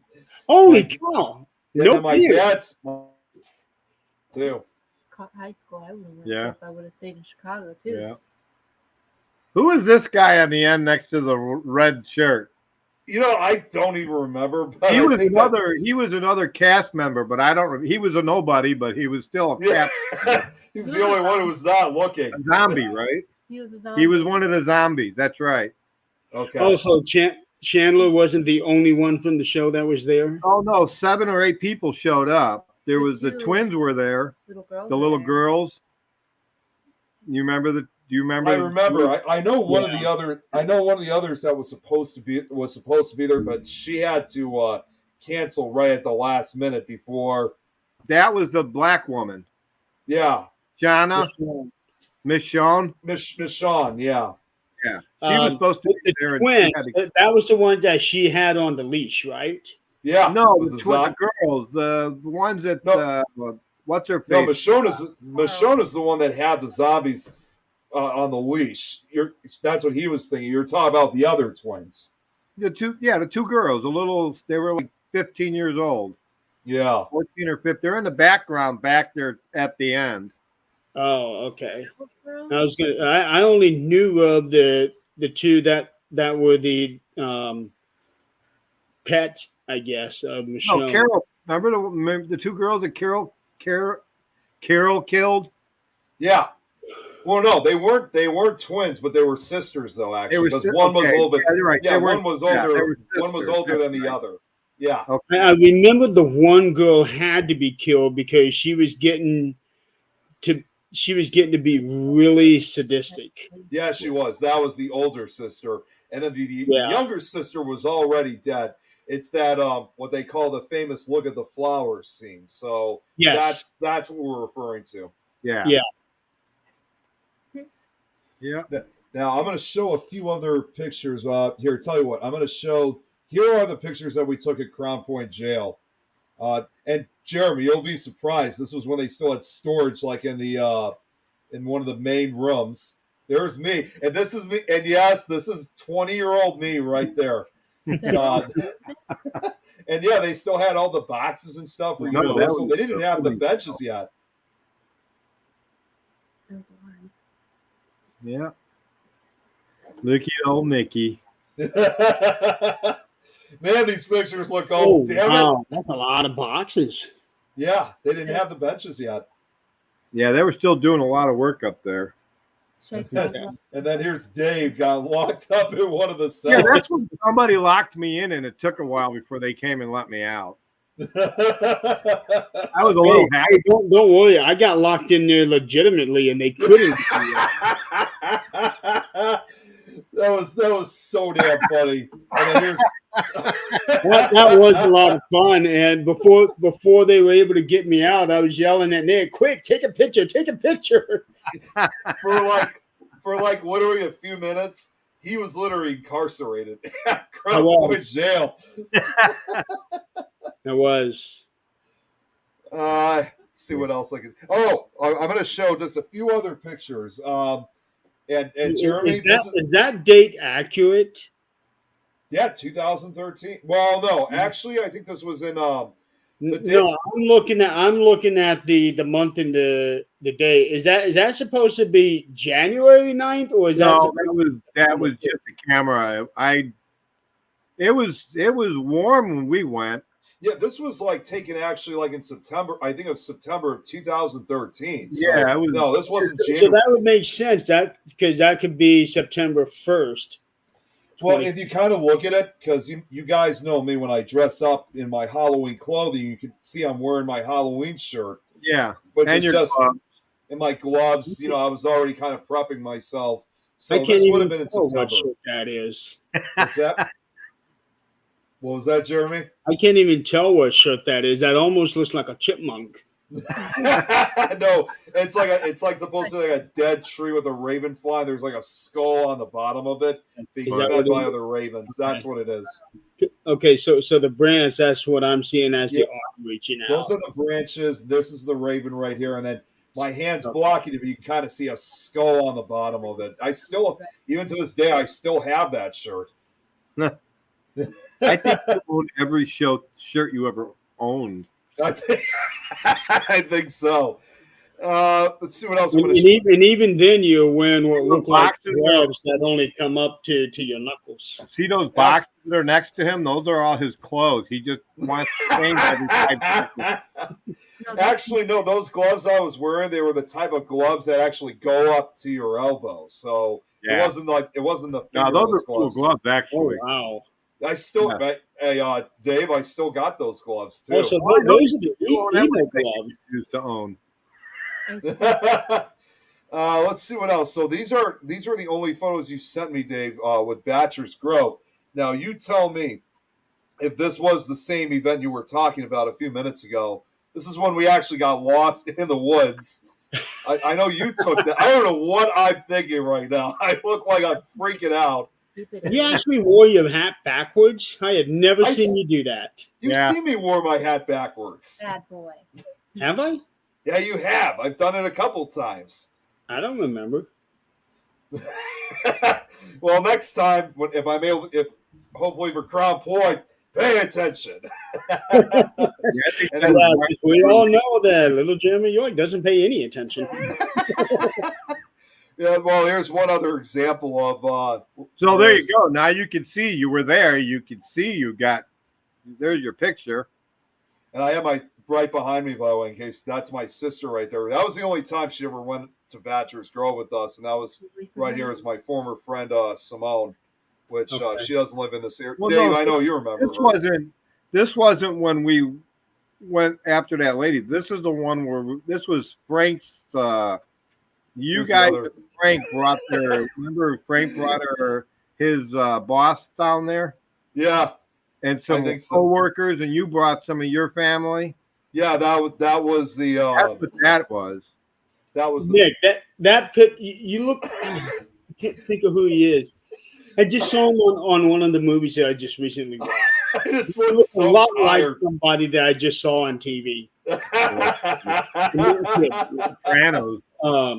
My God.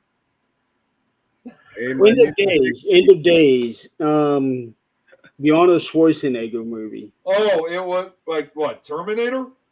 No, the End of Days. Oh, End of Days. That's what it's called. Okay. Yeah, the guy whose body housed Satan. Okay.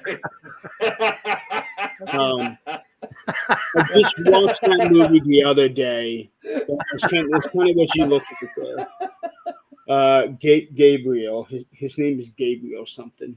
Okay.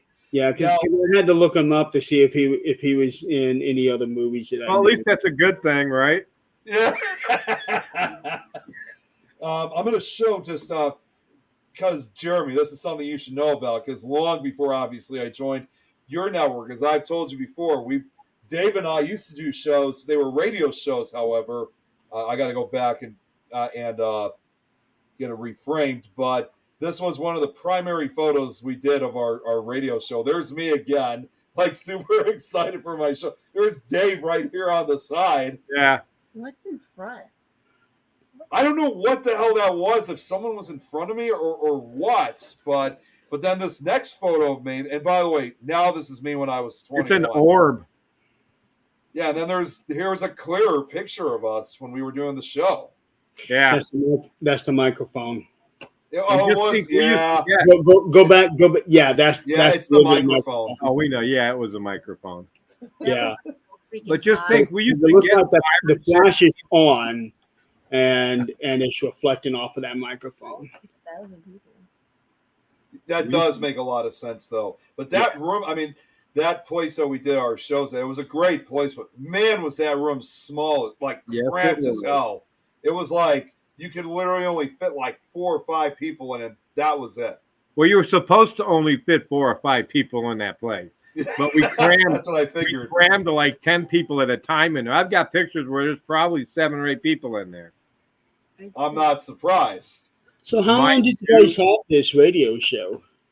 We started 2 what? years. Like I was gonna say, we started what? 2014, Dave? Well, the first year we did it in 2013, Oh, and 13. it was Okay. just the radio show. And then remember, we went to 2014. It went to video. Went to video, but that was before anyone used StreamYard. Of course, I don't even think StreamYard was around at that time. And of course, I can say that it was kind of cool because Britney Spears was actually our sponsor for the show. Yep, she was. Our shows. That's right. Not noticed by Britney Spears. Let's see what else. Oh, now, Dave, here's some other pictures here. This was when you tell me which cemetery this was when we were in Clinton. Show me arm real quick. What's that? Show me the arm real quick. Yeah, right. Is this the one? You see that? That was from Saddamville. That was a burn on this guy's arm. All he was doing was taking video of a seance. He wasn't even at the table. He was sitting against the wall, and all of a sudden, his arm started just burning. And he had 1-degree burns on his arms when he was done. Wow. And he got up and he ran out of the building. Him and his buddy just got up and ran out of the building. And this guy was a line or a center for Michigan State University. Oh wow. Yeah, him and his buddies, all 3 of them were football players for Michigan State, and they ran out of there like little girls. Yeah, that's because he was talking Okay. Nick, 7 pictures over. I'm kind of drawn to that one. It kind of looks like a chair. To the left or to the right? For me, it would be to my right, my left. Okay, so right here. This must be what you were talking about. Yeah, I remember this picture. That was creepy. What is that? That is the art theater in no, that's isn't that the same town where the jail was? No, I don't think so. That was in It was Indiana, wasn't it? Here, it was called you said it was the Art Theater, right? Art, yeah. Oh, it was in Indiana. It wasn't in Crown Point though. It was in Well, there's tab number 3 there, folks. It was Hobart, Indiana. Hobart, that's right. Yeah, that's going away, Jeremy. That third tab. That was taken. We were doing the introduction. We actually did an MTS group investigation where we had allowed people to come in with us. And the lights were on at this time, except for back there. Nobody was in the building. Everybody was up in front of the stage. Nick and I think it was you and Frank DiMartino. Yep. They were up front talking to the people. I just kind of like always stay around the background. I didn't even know I took this picture until after we got back and started looking at evidence. That's 100% a paranormal person standing in the doorway. Yeah, I don't know why, but I was just drawn to that picture there because it just really stood out from the rest of them. Yeah. That's that picture that girl sent me. But it was just crazy. It was a crazy night. Now, Dave, remind me. Is that theater still open for people to go to? I don't know. Well, is it, Mick? It might. I'm going to have to look it up again. I thought they closed it and actually reopened it as a theater. Sorry, what was that? I thought they sold the place and then reopened it as an actual theater again and didn't allow investigations. That's what I'm looking up right now because I just realized as I was looking it up you guys were seeing exactly what I was typing. So it says here, I mean, it still is open to the public regardless, but as far as investigations that take place, well,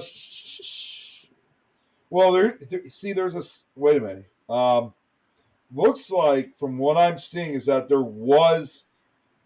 it says sold out ghost hunting at the Art Theater, but it doesn't. Ah, damn it! Hang Well, on. maybe they're still doing it. Maybe they will.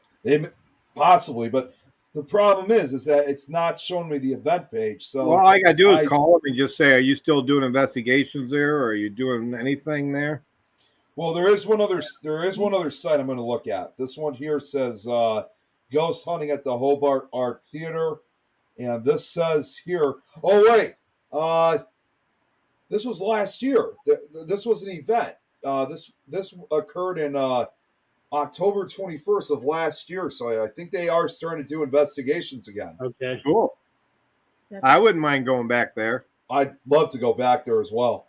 What's that place that And Hobart is going to be within minutes of where we're going to be at tomorrow, Nick.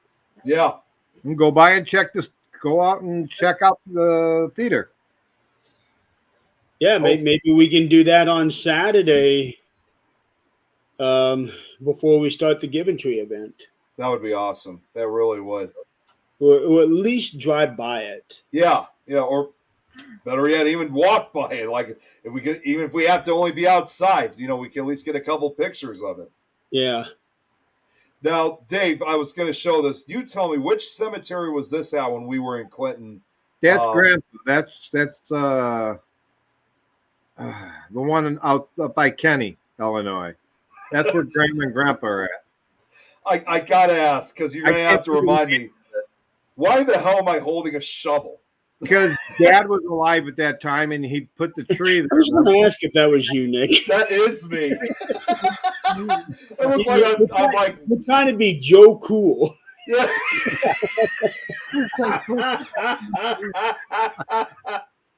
Yeah, it looks like I'm like the gravedigger, just waiting to bury the dead. Bush in. What's that? The bush. In between the stones. Yeah. Yeah, you put that bush in. You put that in? Oh, wait, yes, I did. I you're actually holding a shovel, Nick. Why do you look so cool, though? It's like you just buried a body. Yeah, Mr. Nicky looks all badass and everything. now if only he had that vest during that picture. I know. I wish I did have it back then, but I wasn't thinking about it. But here's another cool picture. This was actually out on the farm of me. And yes, as you guys can see from that era, I used to have a beard, but you're going to see a closer look. Check this out. Well, I would have brought that up to you last week, Nick. Look at the goatee. He actually had a goatee at the time. It was after when I turned 21, and I kind of thought, well, now I'm 21, I should start growing the goatee. A complete embarrassment. But I just want to let you know, Nick. Yeah. That look that you have, that was because of he was kind of a little frightened of a storm. And I don't know. Yes, I remember that. Yes. Still works, too. That was like, hey, Nick, you see what I got up? Hold on one second. Hang on, I got to stop the screen for a second. What do you got? Oh, yeah, you got the lantern with you. Yeah. That was a flashlight during the storm that we had that night. We were all hanging out at the man cave, and all of a sudden here comes Nick with this little Tonka toy lantern saying that there's a tornado coming. There's a tornado coming. I was freaking out that night because I was freaking out because at that time I still wasn't fully used to like having tornado warnings occur in that area. Nowadays that's changed. I'm used to them. I mean, I get nervous if they're approaching our house, but you guys have seen the storm videos I do. this is you have to understand was the first time Nick has actually left his home and went somewhere without his dad and his mom. He actually manned up and decided he was going to come out and do the investigations on the farm. And just for his thing, my daughter, which is sitting behind me right now, she at that time was what, 6, maybe 7? She was either 7 or 8. 12. No, you were just No. Wait, no. Actually, no. 8. She was older than that. Yeah, she was like. Scared. I'm gonna put it to like. Oh man. She's the one gave you, that was her lantern. She gave it to you to protect you. And I remember that. it was Yeah. cute as hell, and you hung on to it. So that's the It's- only reason he really had it, because my daughter handed it to him just for him to protect himself.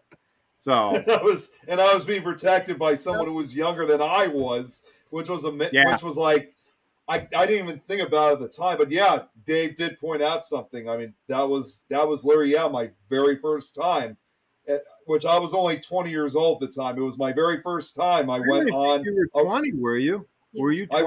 I was 20, yeah. So you were still in high school, I thought. I was, but I was in the transition program. So, but yeah, either way though, I mean, it was my very first time I ever went on a road trip all by myself, without my parents. So that was quite a good start. Yeah. No, you did I think you did a great job actually. And we had a lot of activity that evening because, man, I'll tell you, with the thunder and the lightning, it rained a lot of that time. And when we got, remember when you and what was It was Mike. no, I can't think of his. I don't see Frank? him, so it's hard to remember his name. Oh, Ken. The old boy and his dad. Oh no, that was Anthony and Rob. Anthony, thank you. Remember when Anthony and I, after it stopped raining, we went up to the middle of the field and we put all the gadgets out? Yep. Remember what happened during that time? I still remember too, like even when we got out there for the first time, I know investigating at various times was somewhat difficult because I remember the first visit that I ever went to that farm. We were just having torrential rains just going on and off. And we only had a few times to actually investigate when it wasn't want us downpouring. Put it that way. Yeah, it really did. We really had to wait for hours before that rain, even if it was only going to be a few minutes. Yeah, we were able to have a break and actually go out. It was 1:45 in the morning, and the three of us decided we were gonna. It finally stopped raining. The rest of the guys were already doing. Checking out their voice recorders, stuff like that in the man cave. We went up into the west side of the farm on the hayfield. At that time, my father-in-law had bird houses all over the place. So we went and we put the voice recorders and we had the REM pods and everything else. And we were just putting it around. And the minute we put all this stuff on and got it going, you remember the wolves? Yeah, I remember the howling that went on, and I got a little bit nervous because we were out in the middle of the woods that night. I don't get nervous out there, but man, I'm gonna tell you right now, I got nervous because the first thing we noticed was the shadows. We were watching the shadows across the field. Yep. And then the minute we hit those voice recorders and we put them up on the heart, all of a sudden all these howls and the wolves were just going crazy. And it just kind of like surrounded us completely around the whole farm. And it like sounded like they were just coming in on top of us. And I looked at Nick and Nick looked at old boy and he looked at me and it was simultaneously, dude, let's get the hell out of here. And we froze. The minute we turned off those voice recorders, bam, not a sound on my farm. That was just like, I could still even remember those howls, even almost 10 years later. Yeah. But the second we turned off those voice recorders, bam, there wasn't one howl, there wasn't a sound. We looked at each other get the hell out of here. And we got our shit together, and we went back to the man cave, and we started. And I've got to find it, and I'll try to get it to you guys. But I still have that EVP, and it was just eerie. Yeah, it was nuts, and because again, this was another situation I wasn't used to before. It really kind of freaked me out. It wasn't the paranormal stuff that was freaking me out. It was the sound of those howls coming out in those woods. It was just crazy. It sounded like they were just getting closer and closer. And the problem is, we have hay. That's what we do here. We let the hay grow, and then we sell the hay. Well, the hay was probably up to our waist, or no, I'd say our chest actually at that time. So you wouldn't see anything coming at us. You'd see the hay moving, but you wouldn't see the animal. And it just kept getting louder and louder and louder. Let's go. let's get the hell out of here. A gun on me, and we didn't have no weapons or nothing on us, and it was like, yeah. So seriously, if those coyotes got like any closer, and if they saw us as like some kind of threat, there no doubt in my mind it would have gotten very ugly for us because we had nothing to defend ourselves with. I could just see beating a coyote with the voice recorder. I think that would actually make it more mad than it would. Bad dog. It would make it more angry than hurt it. I can hear Nick now. Do you have it running? Is it on? Bad dog. No, back up. That's where you have a whistle with you, Dave.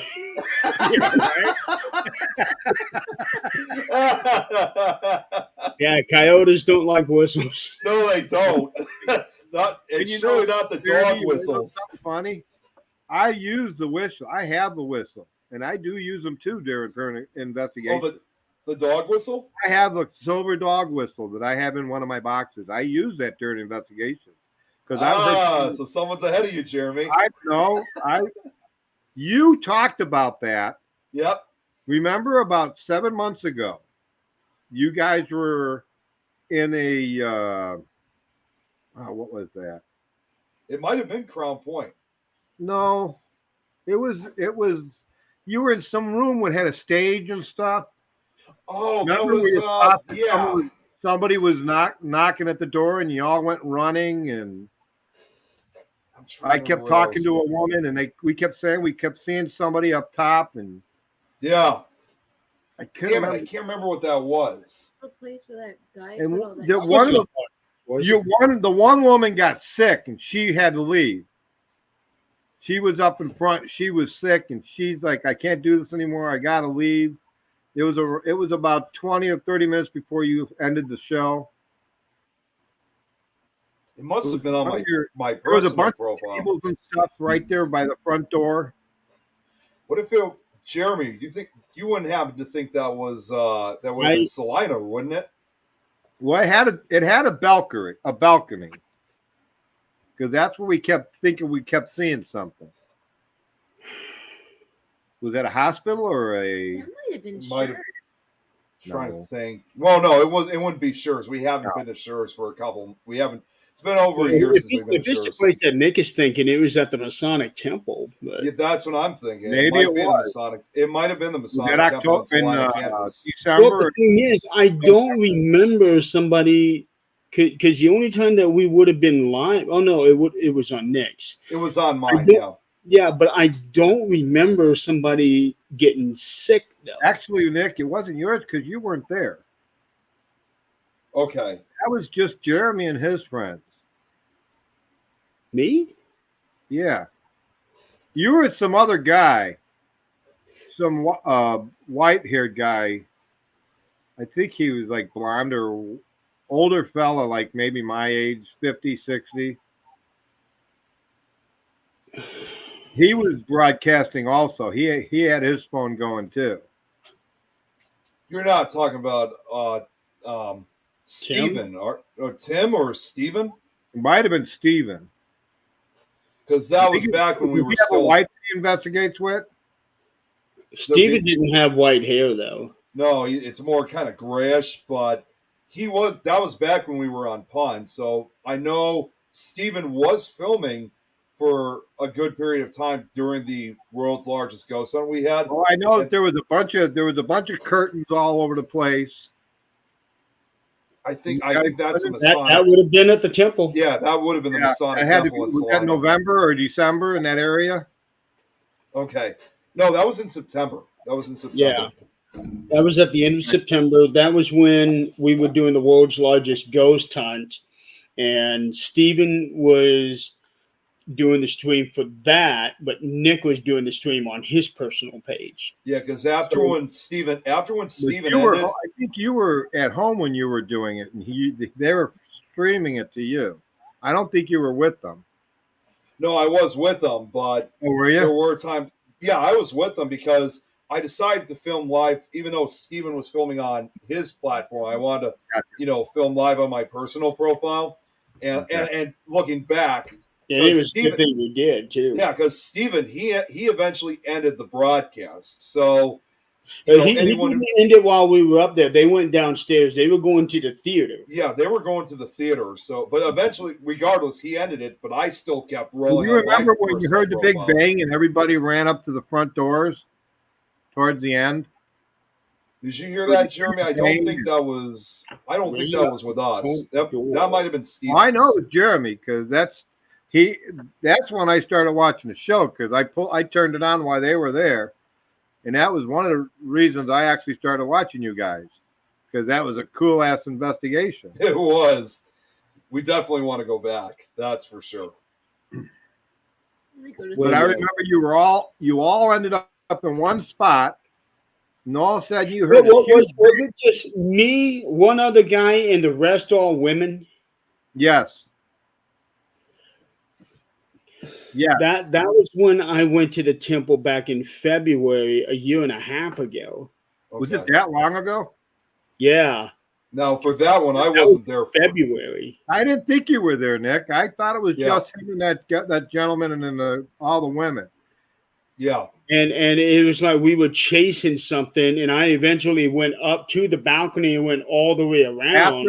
After you guys heard the big bang, and you ran out to where the doors were. When you came back, I know what you're talking about now. Yeah, the big bang. I was up there on the balcony, and I was looking right at it, and something was shaking those tables. Yeah. And Stephen was sitting on one of those tables, and something shook him.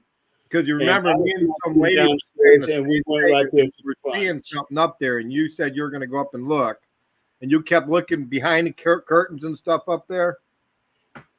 Yeah, because that was that was the ballroom, and in the balcony there were curtains all the way around, but there were also streams of curtain going across the opening. Right.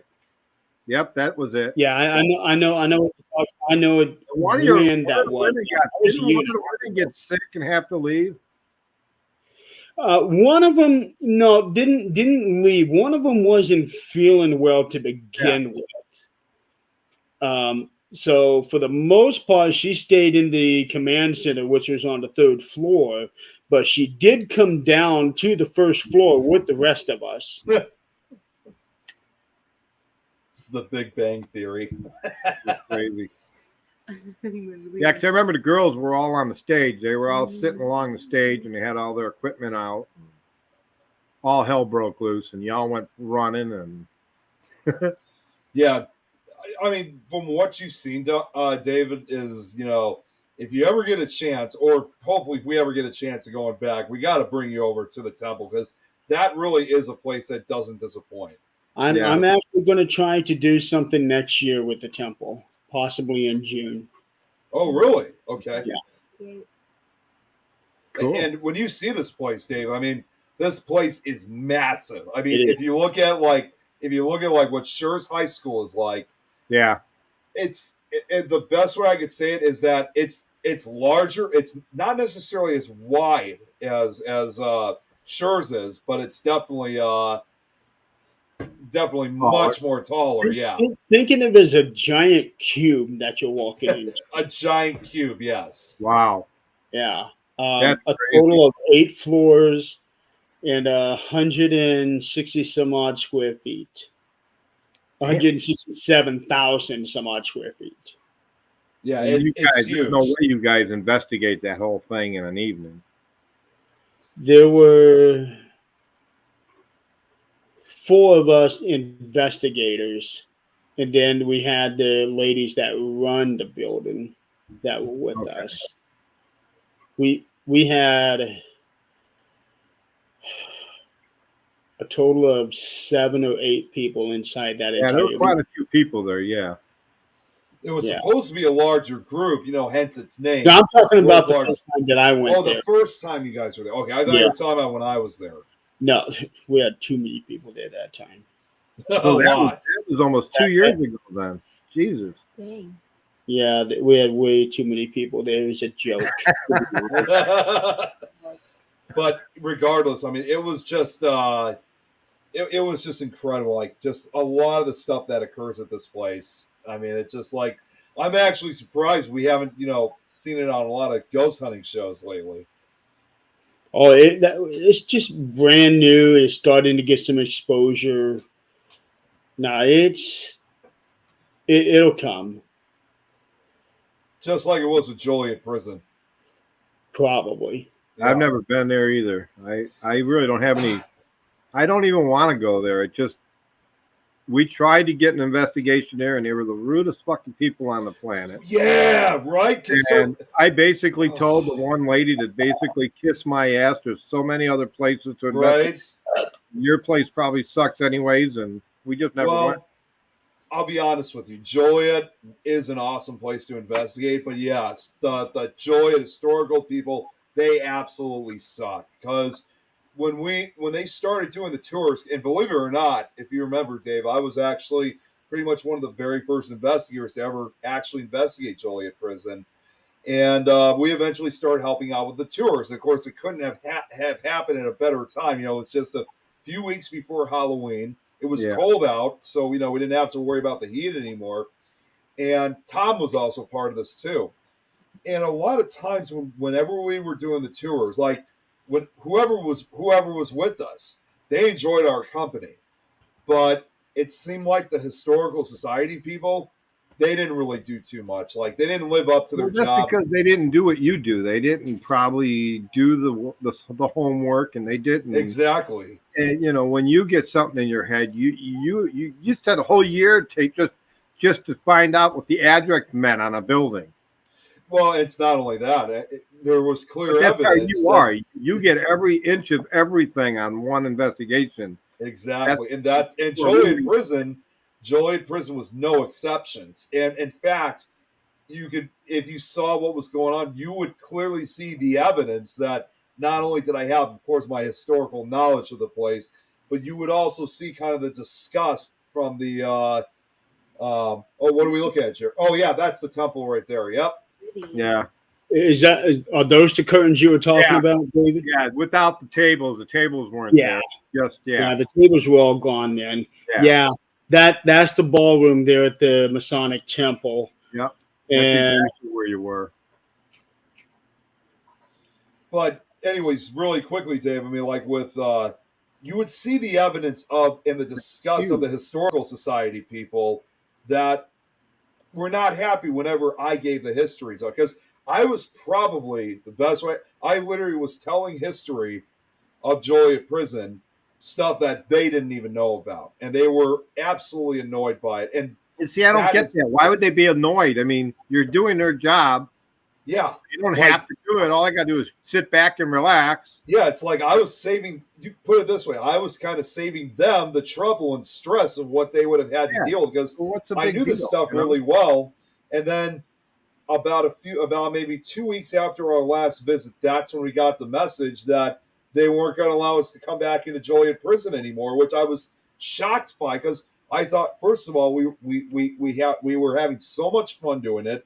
We got free access into the investigations, and most importantly, we were actually doing the tours, and I was actually giving all this information to everybody that was there. And I was, even without the paranormal stuff, I was really being the tour guide. I was keeping everybody impressed.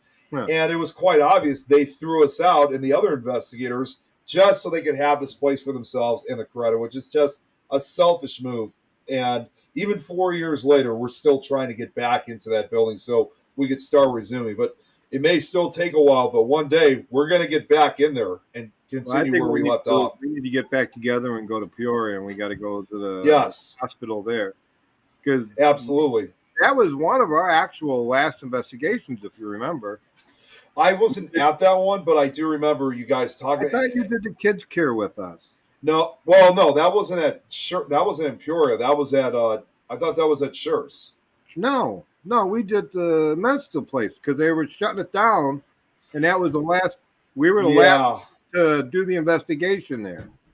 I remember. Yeah, I think I wasn't able to go for some reason. Chrissy was there, and Frank, yeah, you guys were all there. I think I had something going on in my schedule, and to this day, I absolutely have huge regrets. But I gotta ask, and I don't know if you know the answer for this day. I mean, I've seen the articles of saying that Peoria is reopening, but is Peoria even a thing anymore? Because there's just nothing there. Most of the buildings have been demolished. They were going to tear down everything. So when I saw that, I didn't understand. Well, I mean, the only thing that's left is just the cemeteries. Other than that, everything else is pretty much just gone. The cemetery was only the size of my apartment. Yeah, it was a small cemetery. It was right next to the garage that I was DJing during the time. Yeah. Well, so, aside from that, I just... Unless there's another cemetery that they got that we didn't go to. I don't know either, but aside from the cemeteries, I just don't know what else is there because everything else is gone. I'll look at get back to you on that. Maybe Kathy and I'll take a run out there and see because it's only for less than an hour for us. Right. So we'll check it. But I thought the big building and all of them were being taken down, so I don't know. I know the administration building was torn down a couple of years ago, despite the fact you're showing a big building for the investigation. So that would have been the one we investigated. That was the big building. Yeah, I wasn't at that one. I regret it. Because there used to be a town. They called it some certain town, and I can't remember what it was. Right. It had the big building, which was the state asylum, and then they had a store, they had a laundromat, and it was all fenced in for this community. Only the people who worked at the hospital were allowed to go to that store or or had patients there. Mm-hmm. So you had to go in the gate. Once you got in the gate, you could be part of this town.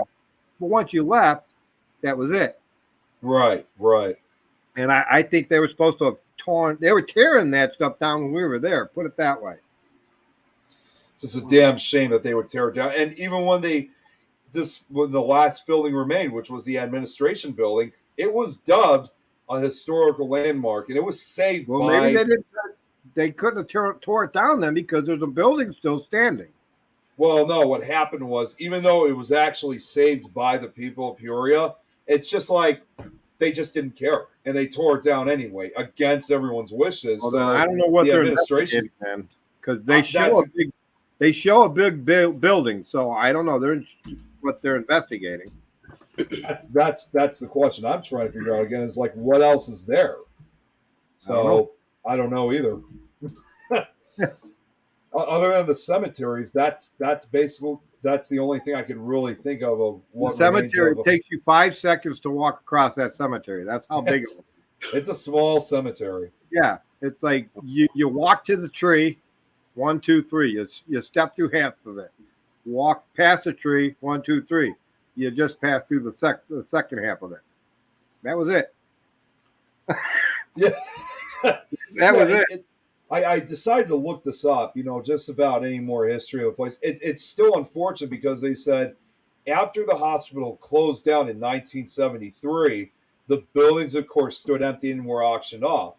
When the initial auction buyer went bankrupt, developer Winsley Duran Jr., he took over. I don't even need to read this because I already know this, but he took over ownership with the hope of creating with office space in the structures. But unfortunately, those plans were never realized. But, regardless if it would have been open for ghost hunts or not, had he been able to, have that dream come true, he would have saved a good majority of the hospital. Yeah. Well, I don't know. We'll have to take a run over there and see. Yeah. I'm pretty curious to see what we'll find. I'm going to share the page one last time. I got two other pictures I want to show. And yes, Jill, if you're still on, these are more young pictures of me.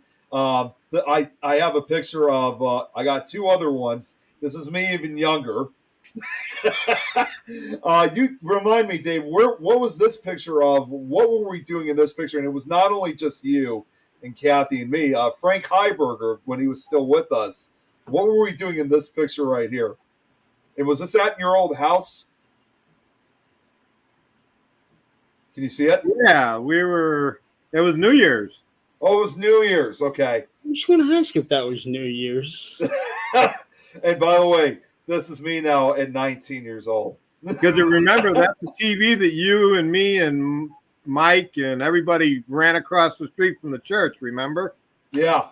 Yep. Look at that sweater that you're wearing, Nick. I still, and Jeremy, You still have it, don't you? I still got it. I still have it. Yeah, that's your dad's hand right next to you. Yeah, it's my dad right next to me. I have a pic. Oh yeah, I forgot. So here's a picture of my dad from the radio show, our first radio show. So here he is. Of course, Jeremy, I know you met him at least once or twice. So show him the blue picture. The picture right here. Yeah, remember the backyard? Yeah, that Bring was a little bit if you can. Zoom in. Yeah. Okay, hang on. Damn it! I want to see if he sees it. Oh wait, here. Okay, this is. Oh damn it! Okay, this is as close as I can get. But I could see a face though. Yeah, right here. That's the whole body. What are you talking about? The face? Oh, the thing is, I can see the whole background of it. It's a woman. It's a girl with her legs hair at the bottom, and then she's holding a bonnet or something around her hands. Yeah. Got the coat. And if you notice, without seeing this, it looks like she's got a bag over her head, like she was being hung or something. Yeah, you can kind of see like right around here. It looks like there's someone next to her, like that's my daughter. She was swinging on a swing. Yeah, that's her right there. I was trying to figure what that was. And I thought, oh wait a minute, that was Kara while she was on a swing. Yeah. No. Oh, okay. I see it. Yeah. From that angle. Yes, okay. Yeah. That was our backyard. The way that her legs are hanging over the swing, it looks like the back of what you would see on a sailor with those little white squares that they have. Yeah. On the collar. And her hair looks like a cap that they would wear. Well, send that picture to Jeremy. Let him actually get a good look at the picture, so he could actually see what he's. It was and we didn't even realize it for almost a month after we saw that picture. We were just going through pictures, and my son Mike found it, and he's like, "Dad, look at this picture." And we had just got new phones, so we were messing around with the camera. And about a month later, he's like, "Dad, look at this. Check this out." And sure enough, the little girl's just standing there. I'm sending you the picture right now, Jeremy, so that way you have it. Oh, you're sending it to me? Yeah, because Dave just said you I can send see it it better. It's really better when you can focus on your own computer and actually see what you're looking at. Okay. Okay, hold on 1 second. Here you go.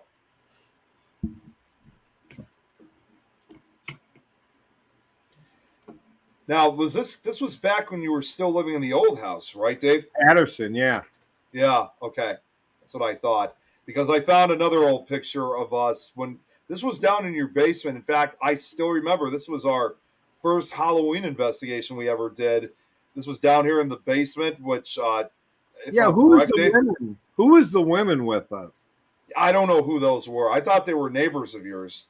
And yes, again, this is another old picture. And Jeremy, guess what age I'm at in this one? That under that heavy makeup, that's me at 18 years old. Yep, 18-year-old me right there.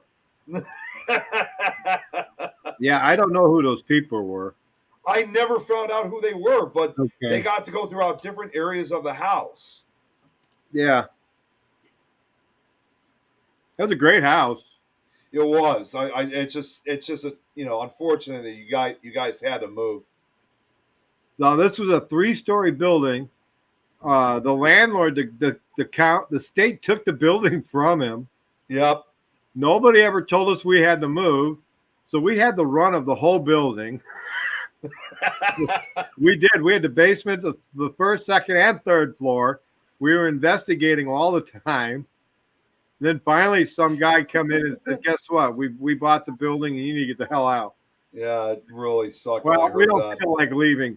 They paid us $15,000 to get, or $5,000 to get out of the building. But we had to do it within 30 days. We were out of there in 10. Hey, it's $5,000. We weren't going to argue with them. Okay.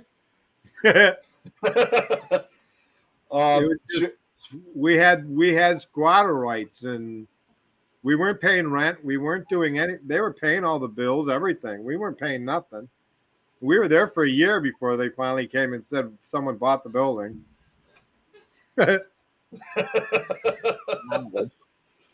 It is just so amazing looking at these pictures, just seeing how grainy they look nowadays.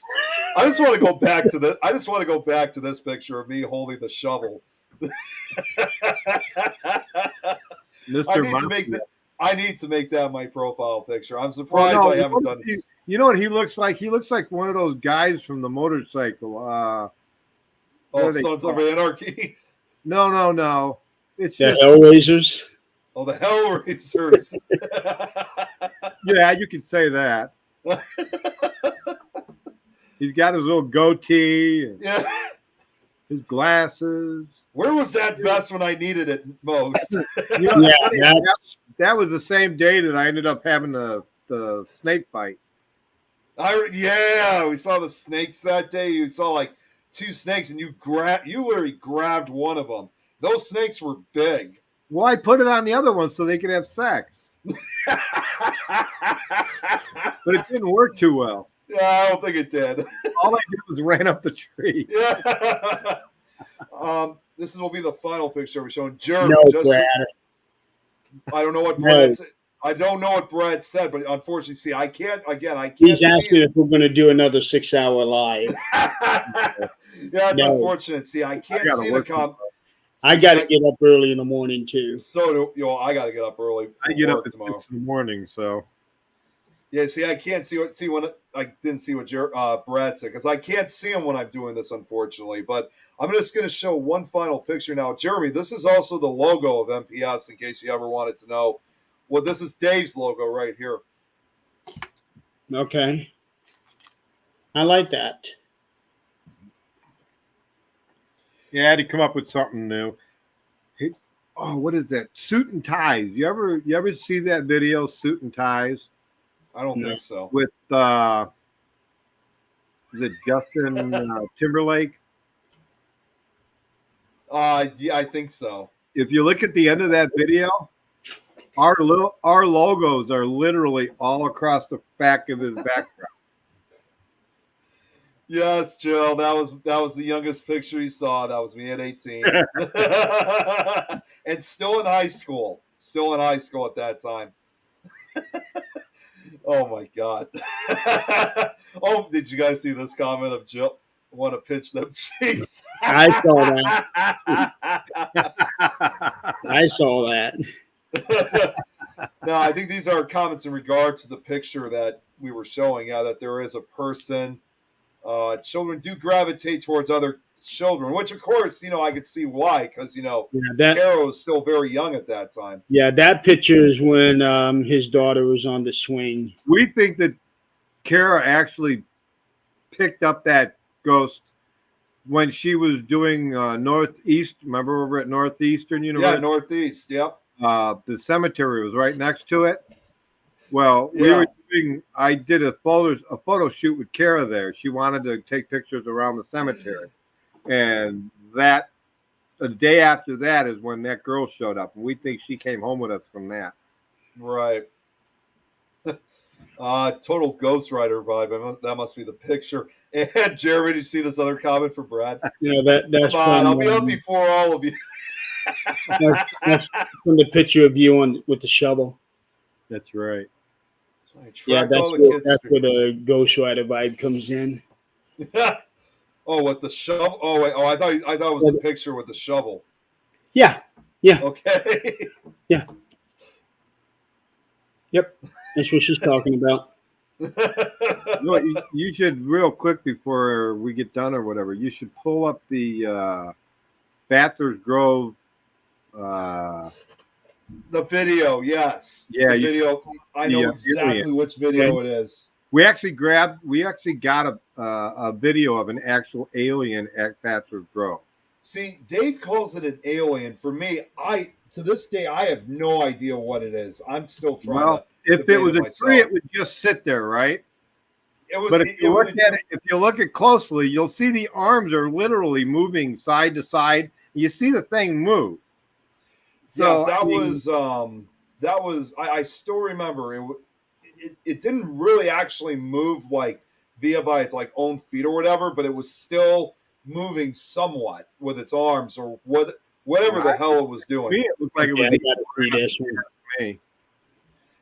Brad, I'm going to share the link in just a sec. I'm going to actually put it on the screen so you guys can see. It's a 2-minute video, so let me do that same thing I did previously.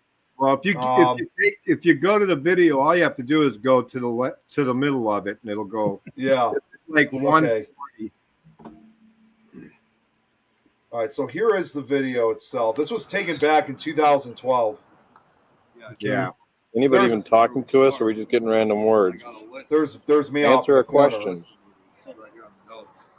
Mike's videotaping this. Yeah, you're videotaping it. Yeah. No, Mike is. Oh, Mike is okay. You got burned too? I've in the past, yeah. So this is a Bachelor's Grove. Yeah, this is Bachelor's Grove Steel War Cemetery. family. Okay. Enter. Entire. Still never told me what was by the highway. Oh, 59 degrees. Convince me you're talking to me. Climb. It was cool that day. I remember. It was relatively cool. Something kept telling us something about the What's highway. by the highway. Yep. And then all of a sudden, that was by the highway. What are standing in? Mike went over there. Right. Now, I'm just going to pause it 15. just for a quick second. In case you guys were wondering what I'm doing over there and not focusing, was Jeremy, I've told you about it. I was making that film, and the person that was in front of me was interested in appearing in my documentary. So actually, that's not you.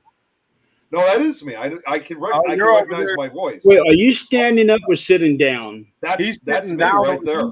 No, you're sitting in the background with the girl, doing an interview with the girl in the background.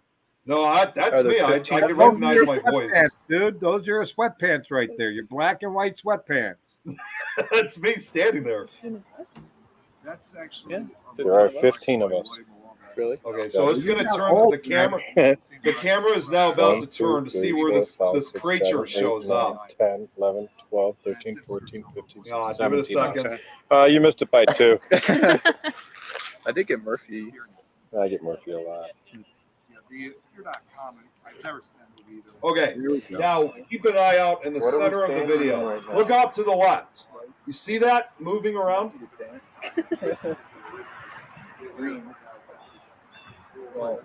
Now what? It stands up a little right bit. over here. What is this place called? You got to point to it. Standing in Now it's moving. Okay, I see it. And nobody noticed No it. longer a planet. Even none though of it us was did. down there, so I'd get did Mars only the a few camera times. pick it up? I mean, Go back to that. Okay, wait, hold on. I just accidentally clicked on exited out, but I'll go back. Give me a second. Oh, hang on. Now there's a stupid StreamYard ad playing. Give me a second here. Yeah, I love Jill's comments.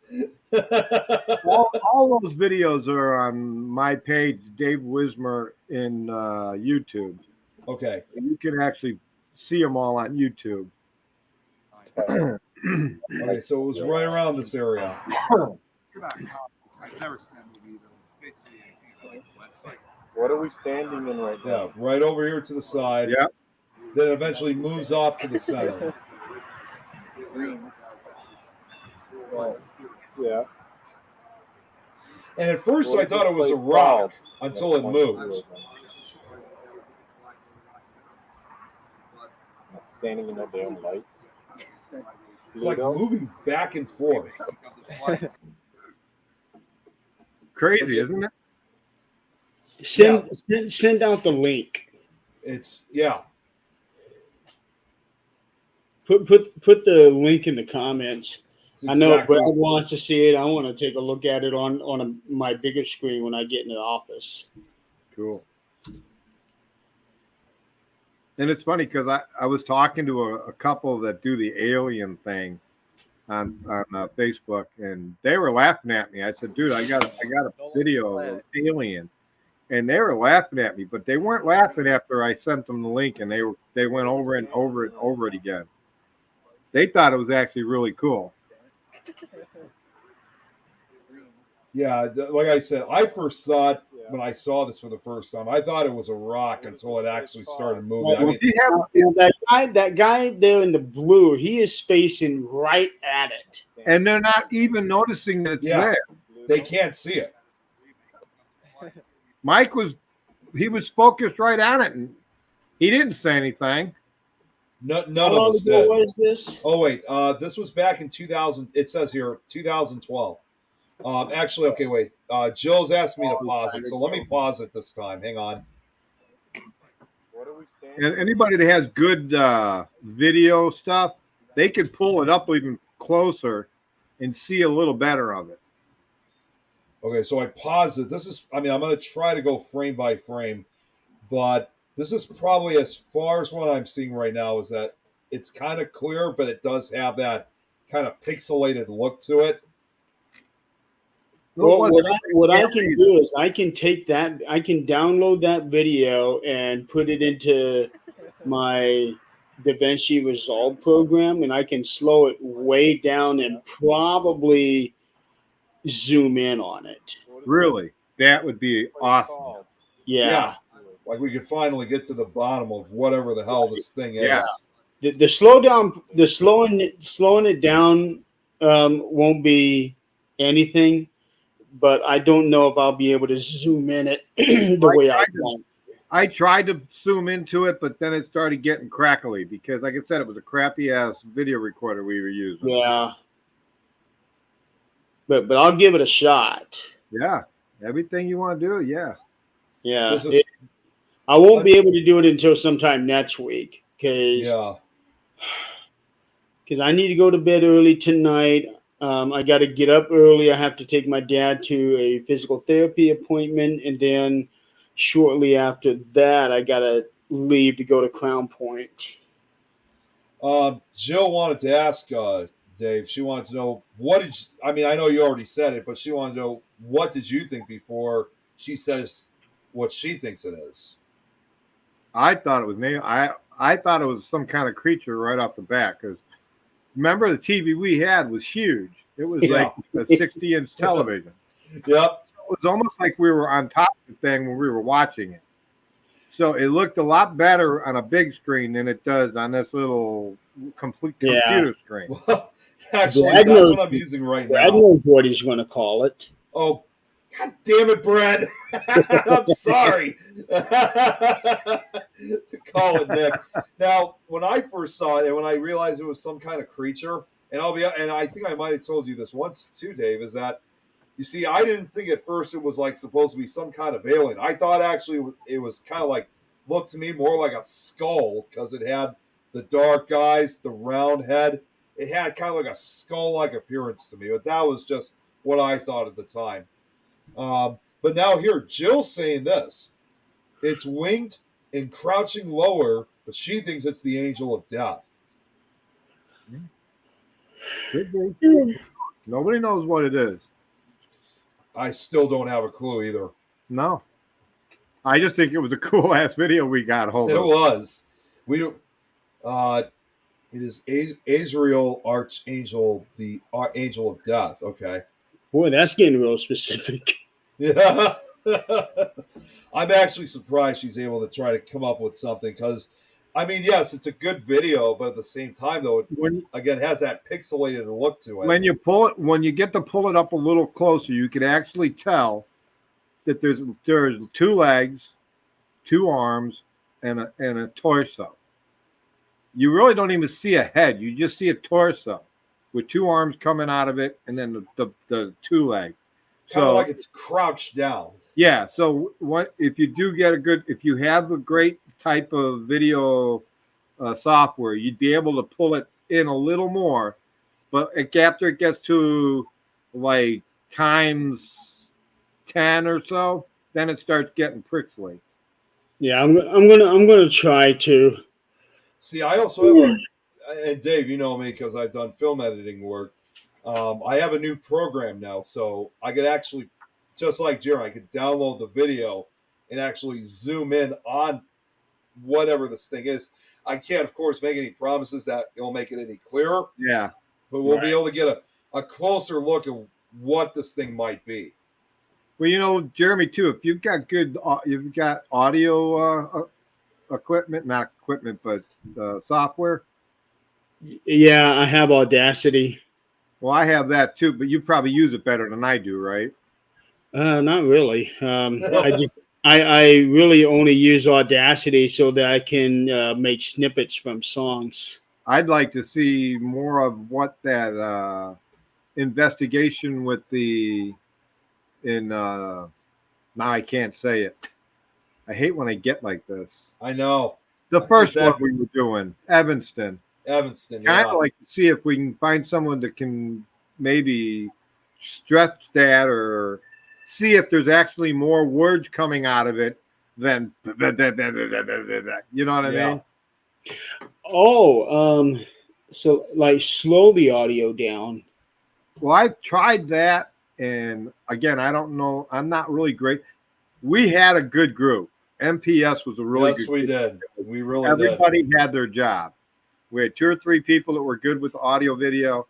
We had Nick that was great with finding out the sites and everything and doing a history. Me investigating, a couple other guys. Bachelor's Grove, Jill. Yeah, this was at Bachelor's Grove Cemetery, Jill, which is out in Midlothian, Illinois, just about an hour outside of Chicago. I can slow down the audio as well, Dave. Right. But if you I'm just curious, anything after the first 40 seconds of David Wismer, we're coming to get you. That was the only thing I was actually getting to get out of that. After that, it was just I couldn't pick up any more words or it just was like slurring type stuff.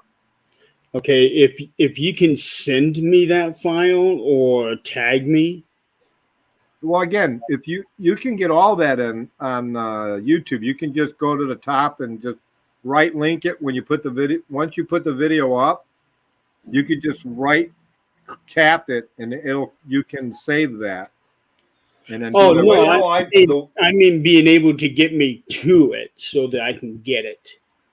Yeah, David Wismer and Yahoo, or I'll send it to you. So see, I'll be honest. The way how I always download videos from YouTube is I have Real Downloader. I know not too many people use it as much, but I use that to download videos and make copies of. So if you still have trouble getting it, Jeremy, I could send it to you through the file. Why don't you do that for me? Just being able to download it is not going to be a problem. I thought that's what you were talking about. Yeah, okay. I just need to know which one I'm getting. And you have your own YouTube channel, Dave? Yeah, it's David Wismer. It's my name. It's under my name, David Wismer. Okay.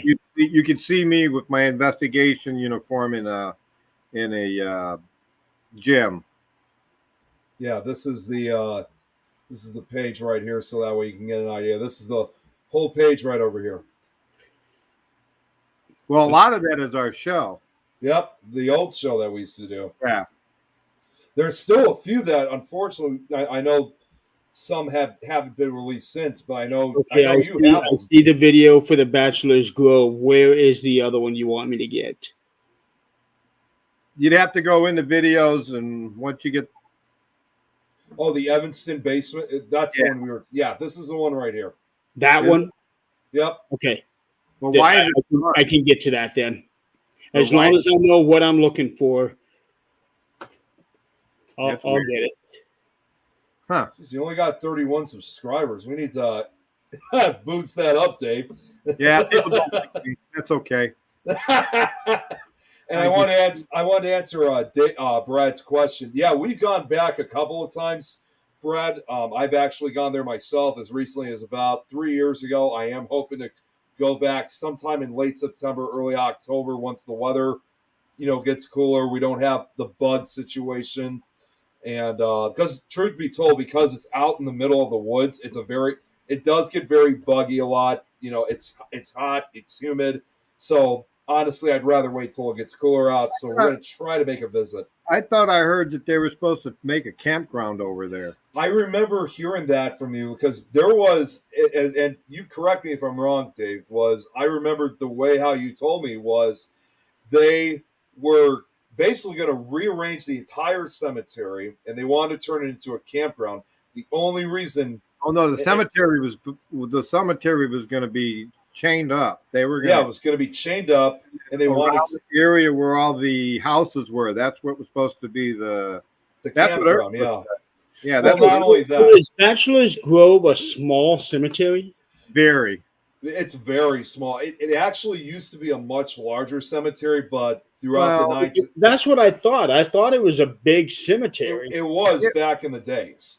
I mean, it never got smaller. It just the stones are gone. They just Because vandalized throughout the 1950s, 60s, and early 70s, that cemetery was subject to a lot of vandalism. In fact, I've actually found photographs of both when the cemetery used to be a lot larger, like when it was actually had the appearance of a cemetery. These are from the early 1950s. And then I found photos from the 60s where, police officers are investigating the vandalism craze. I think I still have those photos. The stones are moved, but the bodies are probably still there. The bodies are probably still there, but it was most of the time they were trying to steal the graves. Welcome back to the Illinois edition of Poltergeist, ladies and gentlemen. Halloween, a lot of times they were actually finding people digging these bodies up and taking the heads, and they were taking the skulls and leaving the heads, and then they would just destroy it. They would beat it with the shovels and shit and just destroy it. And they actually, one family knew about what was going on. So that one Halloween, her and her husband actually went there, and some girl and guy came out and started digging up the grave. They shot and killed them right there. Oh, wow. Because it's like these locals, they had enough. They actually shot and killed the girl and the kid and left them in the grave and then called the police. And the guy... You now have 32 subscribers. There you go, Dave, from Jill. Has a psychedelic circle as a default from wrong Dave Wismer jail. I never put the stuff. I look at it this way. If I put the stuff out there, people want to look at it, they're going to look at it. If they don't, the other thing I want to point out too, I remember that story too, Dave, was, when you think about it, Jeremy, because, obviously I think we all know that, and Jill, this is something you should know, is that Bachelor's Grove obviously is one of the most notorious haunted cemeteries in the country, but because of its notoriety, that's what gave it subject to vandalism. And so when this couple went and killed these kids, I mean, unlike what it is now, unfortunately, this was still at a time before, officers actually patrolled the area to keep it safe. This was when it literally... Too, the mob kept the cops out of there. Yeah, the mob kept it. That little lagoon was the place that they used to put the bodies. When A lot of the mafia members, when they kill them, they dumped them in the lagoon. In fact, and Jeremy, I don't know if you know this. In fact, when you walk into the cemetery, or even before you walk in, there's I don't know anything about the cemetery. Well, get this: if you ever go there, the pathway that leads to the cemetery, that actually used to be an old road that used to run right next to the cemetery back in the 1920s. I do not know when they stopped using it. I'm probably going to say maybe around the 40s, 50s, or early 60s. Probably after the whole thing turned into a stream and you couldn't get over it with the car. And yeah, but there's still evidence of that road. That part right there. The road? About couldn't get through with the car. Yeah, because they stopped using it like well over half a century ago. And yeah, you go there today, you can still see evidence of that old road as you're walking up to Bachelor's Grove Cemetery. So almost 100 years ago, this was literally a cemetery like most modern day cemeteries and historic ones. This was among one of those cemeteries you would have drove right past. Well, do you remember when you and your sister and your brother and I were sitting up against the fence? And you picked up a piece of that road, and we were doing EVPs.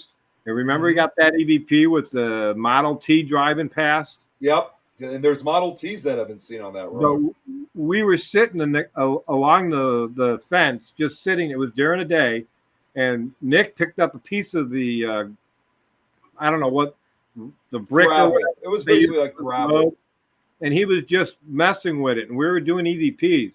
And we listened to it back, and we literally heard the sound of a Model T driving past us. Yep. It was amazing. And if I find that, I think I still have that EVP. If I find that, I'll send it to you so you can send it to Jeremy. Yeah, definitely. A lot of them I haven't listened to in years. Jill Ghost Adventures was there. They were investigating. They were investigating 2 locations. It was Bachelor's Grove, and then the Excalibur. Excalibur, yeah. Yeah. Now remember, Nick, my hands are up. They were the first to investigate. Yes, they said that, and they did it again. They did it again. Let me do this again. News flash. Ghost Adventures was the first to investigate Bachelor's Grove at night. Yeah, no, absolutely, and they did it again with Joliet Prison, and this time I could actually step in and like, no, that is not. You guys are not. I, along with Tom and whoever else was there with us that night, we were the first ones there, not you guys. Well, just to change the subject. You were always looking for something to do. What about the couple that we had at Schurz that we investigated with? I can't think of what her name was. They were from Ghost Adventures. That was damn it! I know. I can't think of her name. I forgot about those people. To be honest, was it Debbie? It might have been. Debbie, the 2 that killed him, the guy killed her, and then her. It was Debbie and Constantino. Dave Constantino and Debbie, Yep. Debbie and Mark. What's really weird about the situation was Nick, me, and 5 other people were the last people to investigate with that couple. Yeah. Because they died 3 days after our investigation.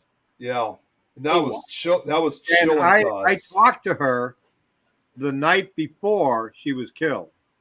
I was talking to her the night before because her daughter got back to me because I was talking to some about it, and she got back to me and she's like, "Who gives you the right to talk about my mother? Why would you say shit about my mother?" I stopped her. I said, "Look, your mom was an awesome person. We just investigated with them in Chicago at Schurz. Oh, were you there?" I said, "Well, yeah, we're MPS. We're the ones that they came and hooked up with. They were great people. We have the actual last footage of them investigating." That's right. So the video and the voice recorders that we have that night is the absolute last they've ever investigated with. And at that time, we obviously had no idea. Well, we never saw it coming. I mean, at least I didn't. But the night that they had the investigation, all hell was kind of breaking loose because I guess the hotel was just they were fighting and they're in a hotel room, and I guess they just weren't getting along, and it was just all. I don't There want was to talk bad tension. about it because, like I said, to me they were very nice to us. We never had a problem with them, and the investigations were just out of this world. They were unbelievable. Yeah, they really were. But I knew that there was some kind of tension going on, but I just didn't think it was gonna I didn't end the think way it'd it get to did. that. No, no. So, but I was talking to her just the day after because I told her I was going to send her a bunch of the videos and the recordings and stuff to her. And the next morning, I was getting stuff together, and that's when I saw it on the Facebook that she was murdered and that he'd Yeah. killed herself. And I was just like, "You got to be freaking kidding me!" Yeah, and when I saw the article and when you guys sent the message, I mean, I'll be honest because I was looking at my phone.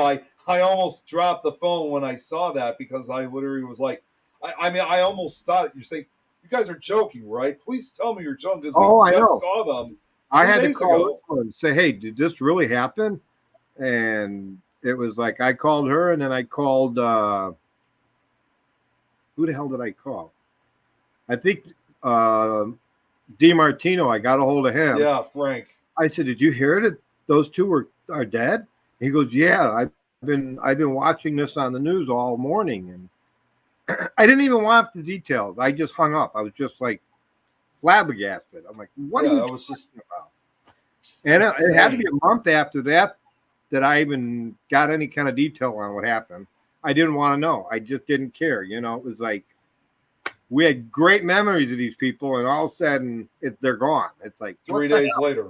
And this was like, and the this hell? was, and honestly, because again, for the young age I was, this was basically the first time that I had basically known people that were murdered. Yeah, And for me, well, especially, being one of the younger members, I mean, when you experience that, like when you experience that at a young age, takes a while for something like that to settle in. yeah, that was crazy. So there you go. That's something that you could do, and you know, in her honor, because it's coming up September. It was September 12th, I think, I think it was. when they killed when they had their death. Because I think the convention was the 8th, 9th, and 10th at Shears Yeah, in October. that weekend. No, it was September. Oh, I thought it was on. Oh, that's right. That was the first time. I thought it was September. See, we always had the Ghost Con in October, but I think that probably might have been the first time it was in September That's instead. because it wasn't at the Portage. It was at the Shears. Right. And I think at that time, I think the school for some reason was closed for the week, and that's why they asked us to do it then. I don't know. I could be mistaking on the time, the month, but I know it was between September and October. Yeah, but Right. it Right. sucked. Just that really sucked. Yeah. I mean, it really hit us. It not only just hit us. Of course, it was for everyone that was at the Ghost Con. I mean, bam. I mean, another way I could describe it is just bam. As much Just as I knocked don't our. like as much as I don't like Ghost Adventures. I mean, I used to love them, but now I just you It's gotta. I felt bad for them, yeah. Me especially too. Aaron, because Aaron is. I love Aaron. Aaron's an awesome dude, and he really was close to them people, and man, it knocked him out for about a month. Thinking impacted the entire paranormal community. I mean, this was still at a time before I made all these national, international connections. But even then, Yeah. I just knew it was just bam, just knocked our heads off. Like wow, and it's the same thing too. I've said this a couple of times where yes, I used to love Ghost Adventures as well. I don't anymore, sadly. Although I still like Aaron, I but watched the other or the others are fine. The other the guys are early one, fine. I just one don't like. through. I think 1 through 5 series I watched, but I can't watch anything after that. Yeah, I pretty much stopped watching. I think after when Nick left, and I mean, there's a few exceptions I've made, but for the most part, I just don't watch them anymore. But at that time, though, when I was still watching them, I was even thinking to myself, there was no doubt in my mind of what those guys were going through when Mark and Debbie died. Yeah, that's bad. Yeah. So that's something for you to do for a show. That would be a great show. Do like a memorial for them or something. Yeah. And I can get the footage for you if you need it. Just so you got like their last investigation. Still a sad story altogether. Yeah, it is. It was crazy. And this was footage, and honestly, thinking about this, should be footage that definitely should need to be shown in some way, shape, or form, because Nobody's ever seen it. Yeah, no one's ever seen it, Nobody. and this would basically kind of, in their honor, show before their deaths of what Now, they always loved doing. Would we have to have permission from somebody to show that? Oh yeah, that's you know that, Jeremy, or I don't know. that's a tough question. No one's ever seen that footage but me. Period. I'm the only one. I haven't even seen it. No, I have not seen it to this day. because we never did the. What am I trying to say? We never got together for the evidence review because Right. it happened so quick, and then they were gone. So it was like we never even did the review. I've still got all the. When they were there and you guys were investigating together, was it supposed to be for an episode of Ghost Adventures? Oh no! No. This was our own thing. It was a ghost conference. Yeah, it was for the Ghost Con. They were our guests at the conference. Oh, Like the following year was not Amelia. What's his name? Daughter. how long ago was this again? What When was they that? died? How long ago was this when they Real died? old ghost This was hunter. back in Mark and Debbie. This was back in 2015. 7 years ago. Okay. Yeah. Yeah. Um. And before this, Mark and Debbie, they had been married for like well over 25 years. He had So 3 kids, didn't they? They had two So or three. okay. So two kids. when they were guests, were you guys the ones that were holding the event? Yes. Well, we were. Well, no.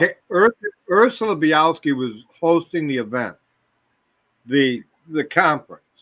Mhm. We were the paranormal team that was hosting with them the investigation. In shares. It would probably depend because I'm sure for them to come out there as guests for the convention, there had to have been a contract involved. Okay. So with that contract, there may have been something about filming or anything.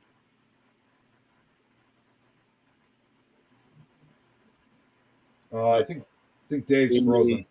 Yeah. Dave, you're frozen. Hang on, I think he's trying to get set back up. Well, Jeremy, at least it's not you getting frozen this time. Yeah. Geez, I just realized too the comments haven't. Geez, we haven't seen anyone comment for like the last 10 minutes. I'm surprised. Yeah. And there goes David. Okay. Well, we'll give him. Well, maybe we text him real quick. Yeah. Text him. If he's not able to get back in, maybe we can just go ahead and end the show. He's online right now, so let me message him. Okay.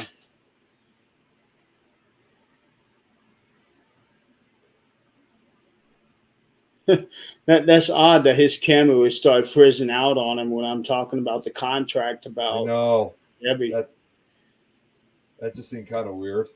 Yeah. So we know that Jill is cooking because she's not talking right now. Yeah. Brad is working, and he wants us to go for another 8 hours. Yeah, there's Jill. Yep, there she is. Well, Dave is paranormal, though, she says. Right. And then, like I said, Brad's working, though he wants us to go for another 6 hours, which that's not going to happen. No, it's not going to happen. Make things go on and off. Okay, so while we're waiting on Dave, whether or not he's going to be able to come back, so I have been talking a little bit about the Thanks family for the last several weeks. I am almost ready to roll it out. Everything is already written out and ready to go. Now I am working on the Things website, which I'm going to go. Sorry to interrupt, Jeremy. He just told me that his connection went out. He's going to try to come back in. So I might have to wait a minute or two. Okay. So this website that I'm putting down here now into the chat, I am currently working on updating that. Got several things updated. I got to say I don't have it published. So I've got a lot of stuff already updated.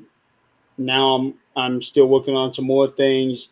I'm hoping by the time that we do this show next week, it will have been launched. Okay. That's my goal. Welcome back, Dave. Yeah, you're good now. Hey, I can see I don't know what happened. We were talking about that, and all of a sudden everything went wacko. That's what Joe was saying.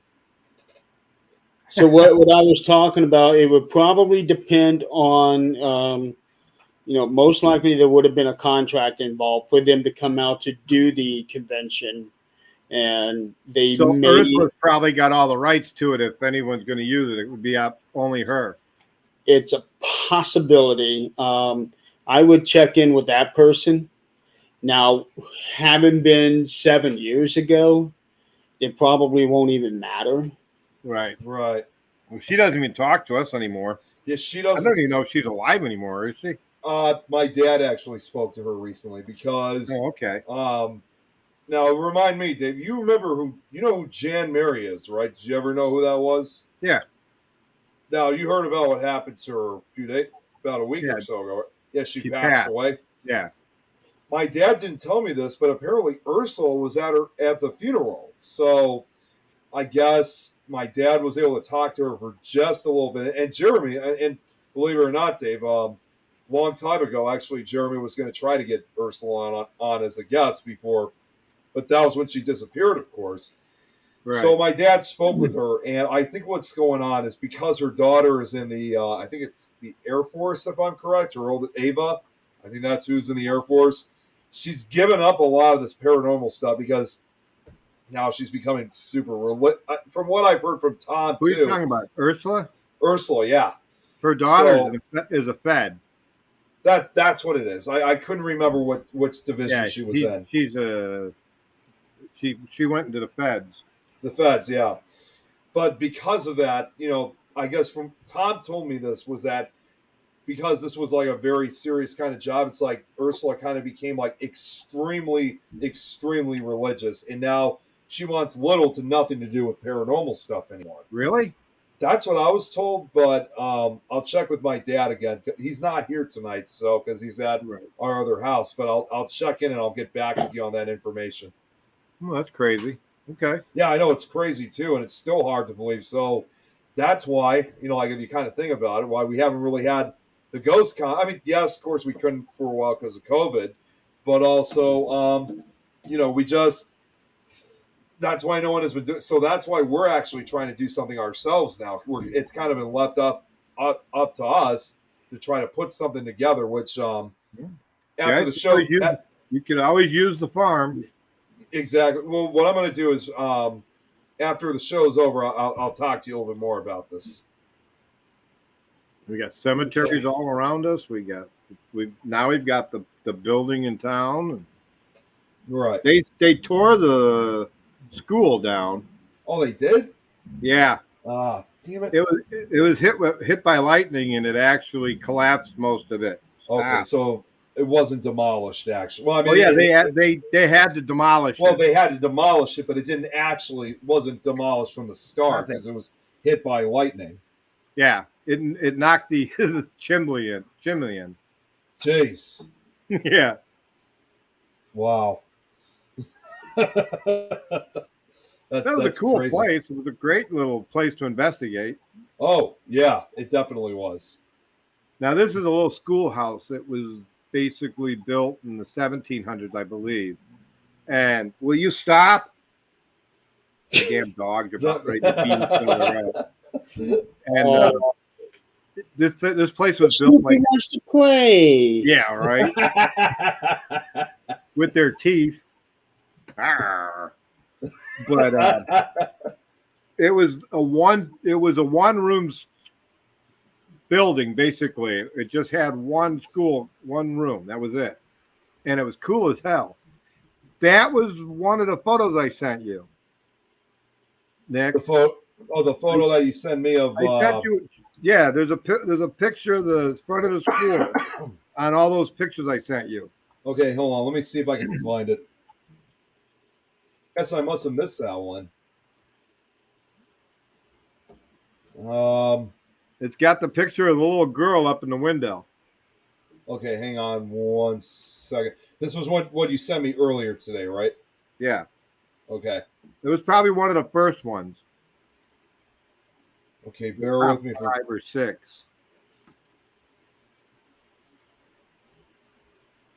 Here, tell you what. I'm going to share the screen again, and you point. You tell me which one it is. So I'll tell you in a second. Hold on. Well, unless you want to resend it to me again, that's fine. Well, I'm looking at them right now. It was 4, 5, 6, 7, 8. Next to you with the shovel. Oh, the shovel picture again. Okay. Hey, oh, wait, I know which photo. Yeah, I see it. I see it now. Okay. Yeah, pull that one up.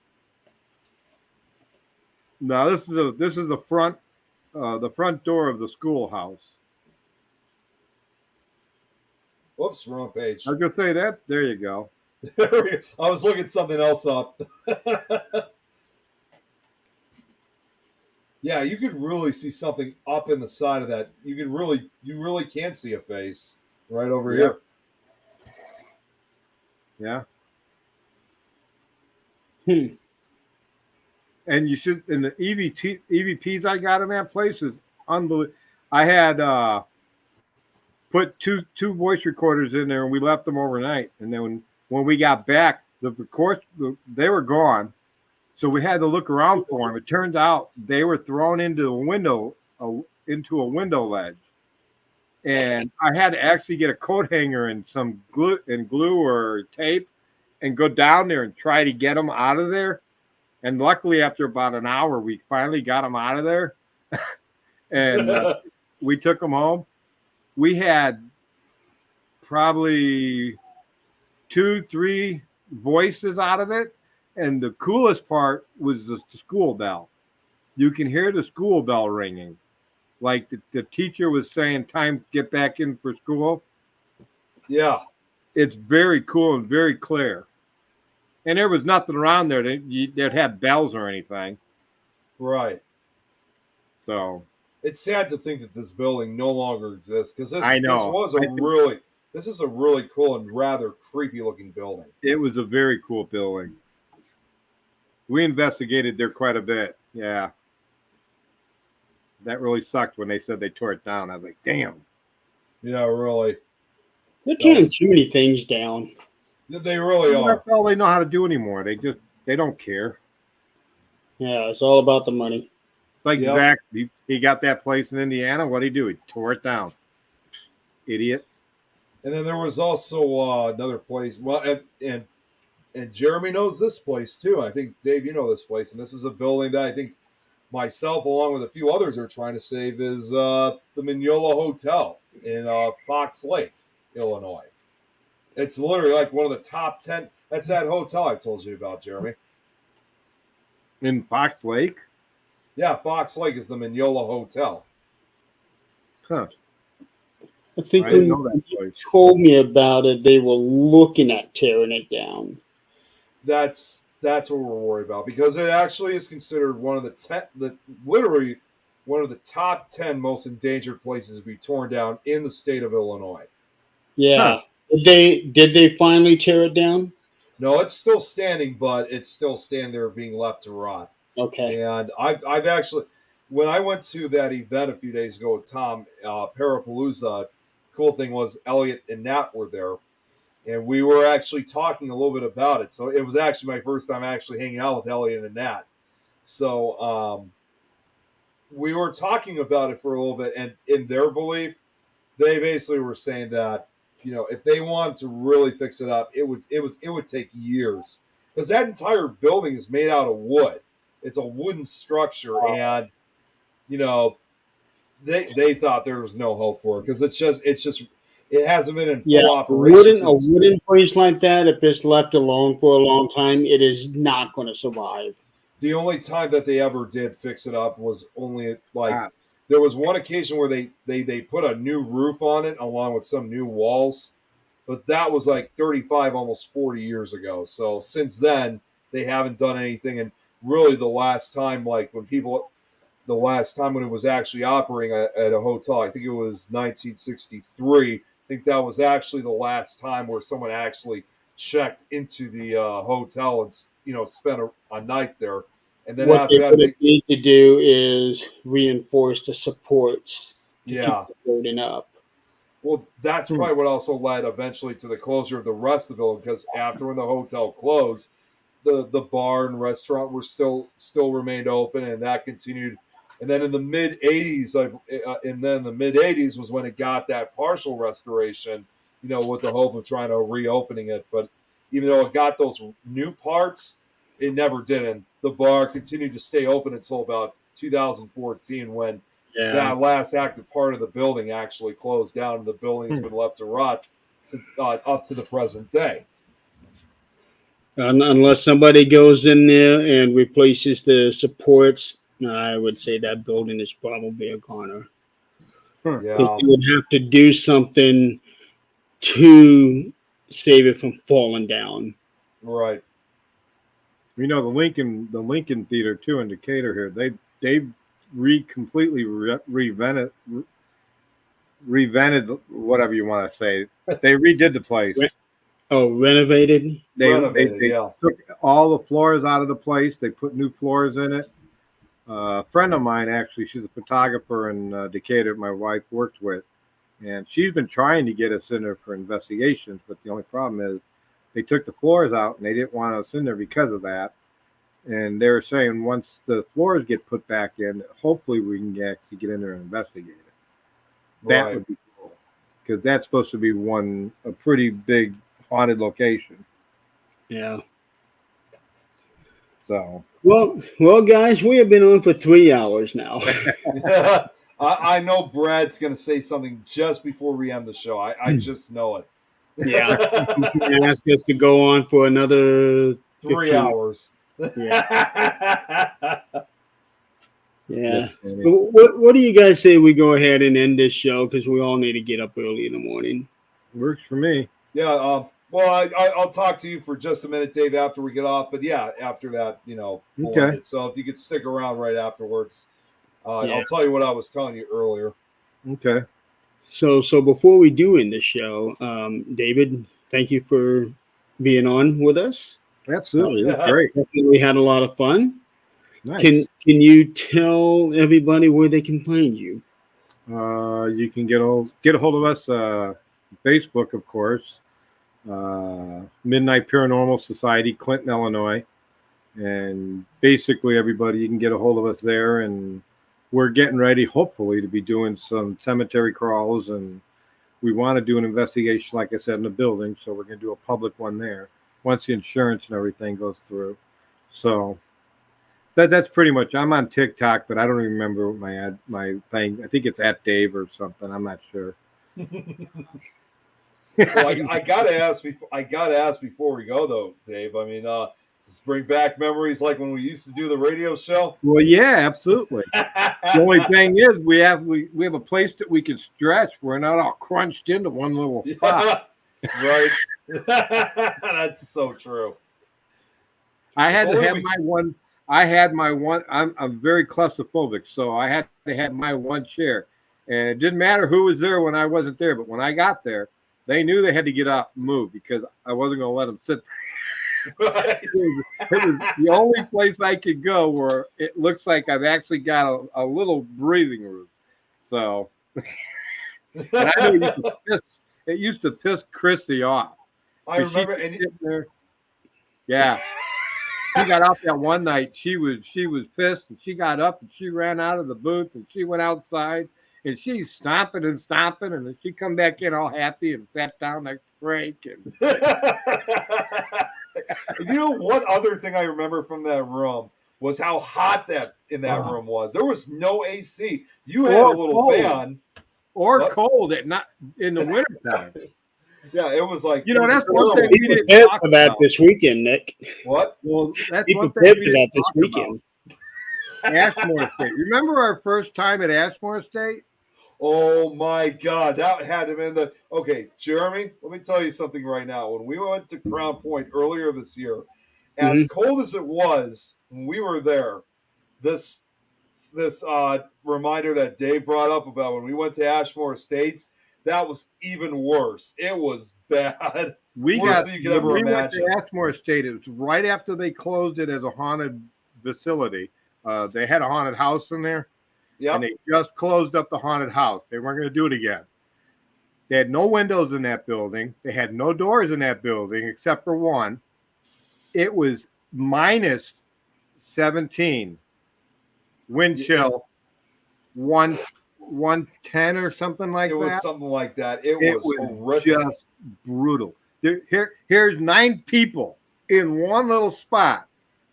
And I think, was your dad that burnt his pants because he got too close to the heater? I don't know if it was him, but I wouldn't be surprised. We had 2 heaters. That's all we had to keep warm. And believe me, it was freaking cold. It made And it what was your very comment? What your comment was? It was hard to find. What was it? Hard to find something in the cold. Oh, I think it was hard to find a bathroom or something. No. It was a paranormal comment about we were down by just before we got chased by the black spirit. Oh, that was damn it. Something to find a cold. That was 10 years. That was over 10 years ago. I can't remember. If you're in the heat and it starts getting cold, it's paranormal. Yeah. Well, he said it was hard to find a spirit in a cold building. Yeah. Something like that. It was just, it was brutal. It was absolutely brutal. And get this. Yeah, I can feel a cold spot out there. Yeah. It's 0 degrees. Well, and here's the other thing, too. The reason, not only was it so cold, but this was literally like 2 or 3 days before Christmas. So we literally did this right before Christmas. Yeah. So that's why we. Well, it was December 10th when we went. No, I remember it was a little bit later in I December. tried to take December off.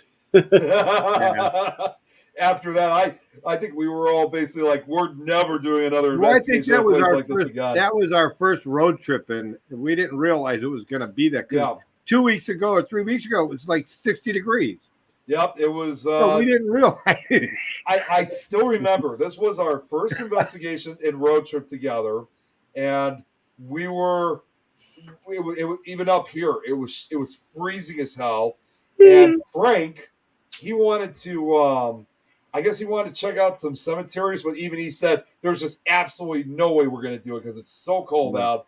We just drove out to Ashmore Estates, and here's the funny thing, because I look back at it now. If you remember, Dave, at SoCon 3 years ago, Tom and myself, we went out to Ashmore Estates, and I don't know if you've been there recently, but now they got sleeping quarters, they got bathrooms, they got heating systems. 2 years ago, Easter. Yeah, we stayed in the little huts there.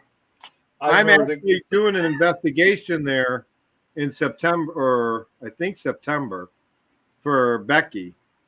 Is it? Oh, it must be for SilCon then, because SilCon Well, is no, it's coming not up. so far. She's doing some other event, and they asked us to run the investigation. The I have only to other, double check with her.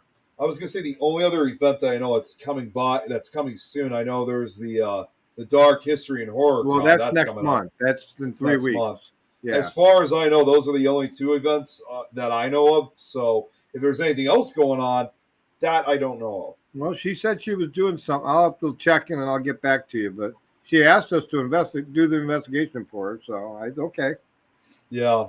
I The like funny the thing- place. It's a good Yeah, place. they've really fixed it up and cleaned it out too, compared to when we were there over 10 years ago. And I couldn't help but ask myself when I was there 3 years ago, I was like, where the hell was all this stuff when we really needed it? And you know what the over 10 best part years about ago, it damn was? When we got there, we didn't get a shotgun put in our face. Yeah, well, the guy that was there was ready to bring a shotgun out The shotgun dude out. come after us with a shotgun. Yeah, and We're we supposed had to investigate there the first time, and the guy comes running after us with a shotgun. What are All you the doing? fun here? and adventures of being paranormal investigators. Yeah, it's like, put your gun away, dude. What's wrong with you? We're midnight. Well, you're not supposed to be here for 5 more minutes. Really, dude? Come on, knock it off. and you know the craziest thing about him. I thought Heiberger was gonna kick his ass. Honestly, he went after him. He's like, dude, get that goddamn. I'm a lawyer. Get your damn gun. Come And my dad's a lawyer He too. was not happy.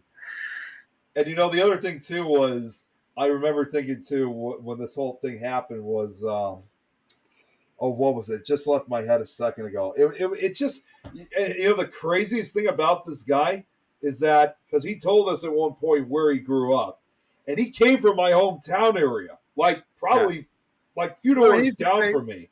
He's the same guy that had that funky hat on during Ghost Adventures. Yeah, with Ghost Adventures, and he told us at one point because in the Ghost Adventures episode of Ashmore Estates, they went to some cemetery where he was reading the graves off of patients who died at Ashmore. Yeah. He told us that. Yeah, he told us that. Well, that was for the Ghost Adventures episode. He's like, if you go there now, because apparently it's a private cemetery, they say if you go there now, the guy who owns it, he will meet you out there with a shotgun. Yeah. Either way. Yeah. Well, I'll tell you what. Jeremy looks tighter. I know. I got to get up early. Maybe we could do a 2-parter on this and come back. We'll definitely have you back on. That'd That's be cool. For sure. Yeah. Yeah, we can talk more about Ashmore Estate and moving walls and shit. Well, Dave, either way, it definitely was great to have you on. Yeah, definitely great to chat with you. I really appreciate you guys letting me come on. That was great. It's better than just sitting there and watching you guys. Oh. It's a different experience, isn't it? It's a big difference. Yeah, you found that out the hard way last week.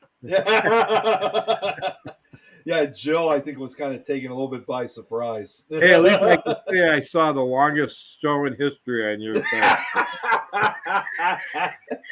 Yeah. It was like that damn bunny. It just kept going and going and going. All right. So with that, tomorrow, Nick and I are going to be at Crown Point. So I think what's going to happen is that we are not going to be able to get in there until 9 o'clock Eastern time. So I think what I'm going to do is set our show for that particular time. So we're going to be an hour back, starting up an hour later. That way we can be able to do a little tour inside the building, providing the Wi-Fi holds up. So I don't know if we're going to be able to do a full 2-hour show. Most likely not. But we're going to see what we can do. We'll definitely do a little tour outside the building, talk a little bit about it. Sandy, the lady who runs it, will not be there tomorrow night, so we'll talk to some of the other workers. We have Jackie and Earl and Denise. I was talking to Earl. He said that they can get us in at 9 o'clock. 8 o'clock Central. Um, and then next week, open mic night again. And also next week, we will have Nick and Hey, Angie from Bell Mansion. Jill's requesting this. Can we maybe also get Tom on the show sometime before the Gettysburg event? Maybe. That'd be a great guest. It would be great. There's just only one issue, which I'll just address it quickly because Tom would say this too. Unfortunately, most of the time he's usually working on a Thursday night. So what I may have to try to tell him, if he's able to, if he wants to come on and be a guest on the show, he's probably going to have to take a night off from work. So because he works 2 jobs, so it's kind of difficult for him. But I'm not going to ask anybody to take a night off so they can be on the show. Well, that's I would. the thing. I'll take it off. Well, see that. As much as I hate saying it, that would literally be Tom's only option because he works every Thursday night. So unless there's a night that he doesn't have to work, we'll try to bring him on. But no, because he did jump on here for. Well, that's because he was watching while he was at work. So yeah, Brad's at work every Thursday and Friday night. Yeah, but he works a different job though, not like what Tom does. So right. No, but hopefully one day sooner or later we'll have him on. We'll reach out to him and see what's. I like investigating with him.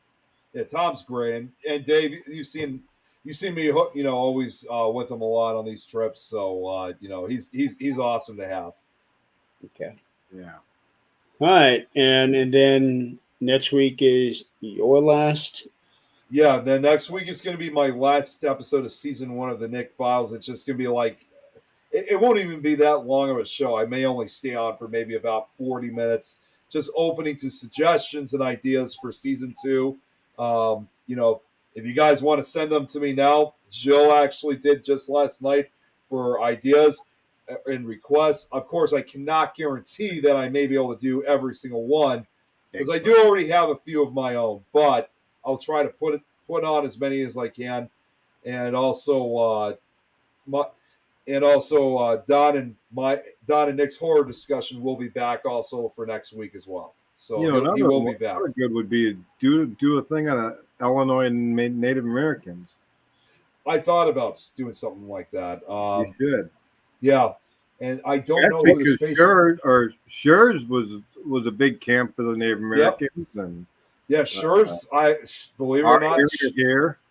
I was going to say, to be honest with you, Dave, Schurz is. I already have a document, so I could turn that into a slideshow of its own. So Schurz is definitely on my mind.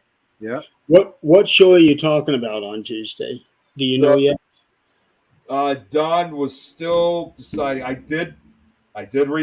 He actually called me just last night, and I told him if we're going to do an episode of anything like Killer Clown related, because I already told him about that you would be on those ones. I said you better do it soon because we got to start planning this out. I don't think that will be for next week's episode. Because that's going to have to be done before I have my surgery. I gotta share Jill's comment. The funny thing is she mentioned Stephen King's Ed. That is actually among one of the episodes that Don is thinking about doing as a full episode of Stephen King, and do more Stephen King stuff. And that's what Don and I were talking on the phone the other night. Is that we've been talking a lot about Stephen King stuff. So. But no, you can't do one episode on Stephen King. You have to do know something funny about Stephen King. What's my that? Sister's neighbor. Wait, what? He's my sister's neighbor. Oh, really? They actually walk their dogs together. Really? Yeah. It's awesome. Out in Vermont. So because I know Stephen King lives up in Maine. So he's Vermont. He's got a home in Vermont. Oh, okay. I know he was in Maine for the longest time. Well, it's right there. Maine and Vermont. They're right there. He's got two houses. Her backyard is one part is Maine and the other half is Vermont. That's what I was going to say. Yeah, that's what I was going to say. It's really funny. It's got markers right in the center of her. So she's like her right. backyard. She's one like part right is Maine and the other one's Vermont. So right at the border. That's funny. Yeah. Yeah. So basically, oh yeah, that's what I've heard too. Like Stephen King, I think actually has owns 2 houses or mansions. So I wouldn't be surprised Yeah, if one of them's because in he Vermont. goes down to Florida for the winter. Look up Michelle Wismer. On Facebook Michelle or Wismer, I think she actually has pictures of her and him walking dogs together. that would be awesome though. I mean, Yeah, like, I think look at her photos, and I think her and him are walking, or he's coming back and she's going and saying hi. Yeah, Okay, awesome. that's Well, where we go. I'll have to look at it later because I know we're Yeah. about to end. we need to end the show, guys. yeah. All right, Yeah, guys. but Dave, you could stick around Yeah. for just a minute after the show. All right. I'll tell you that info, and then we'll Okay. end it completely. For those in the audience, thank you for playing along. Thank you, everybody that listened. Great show. Yep, definitely a good show. And And thank you, Jeremy, for having me. And thank Nick. you for being on. We possibly get Dave to ask Stephen King to come on the show. Man, wouldn't that be cool as Honestly, hell? I can't stand my sister. I haven't talked to her in 20 years. Her and I had a fish fight one time, and it was the last time we talked. So, Jill, the answer is no. Yeah, Sorry. so I would have said getting Stephen King on. That would be cool. I as gave hell, you but her yeah. name. All you got to do is friend her and get to know her for a while. And Yeah, but they're probably gonna ask, say, "Well, where's just how did don't tell her that I sent you, because then she'll. All right. So, until tomorrow night, thank you. Yeah, you guys all have a You great guys night. Good night.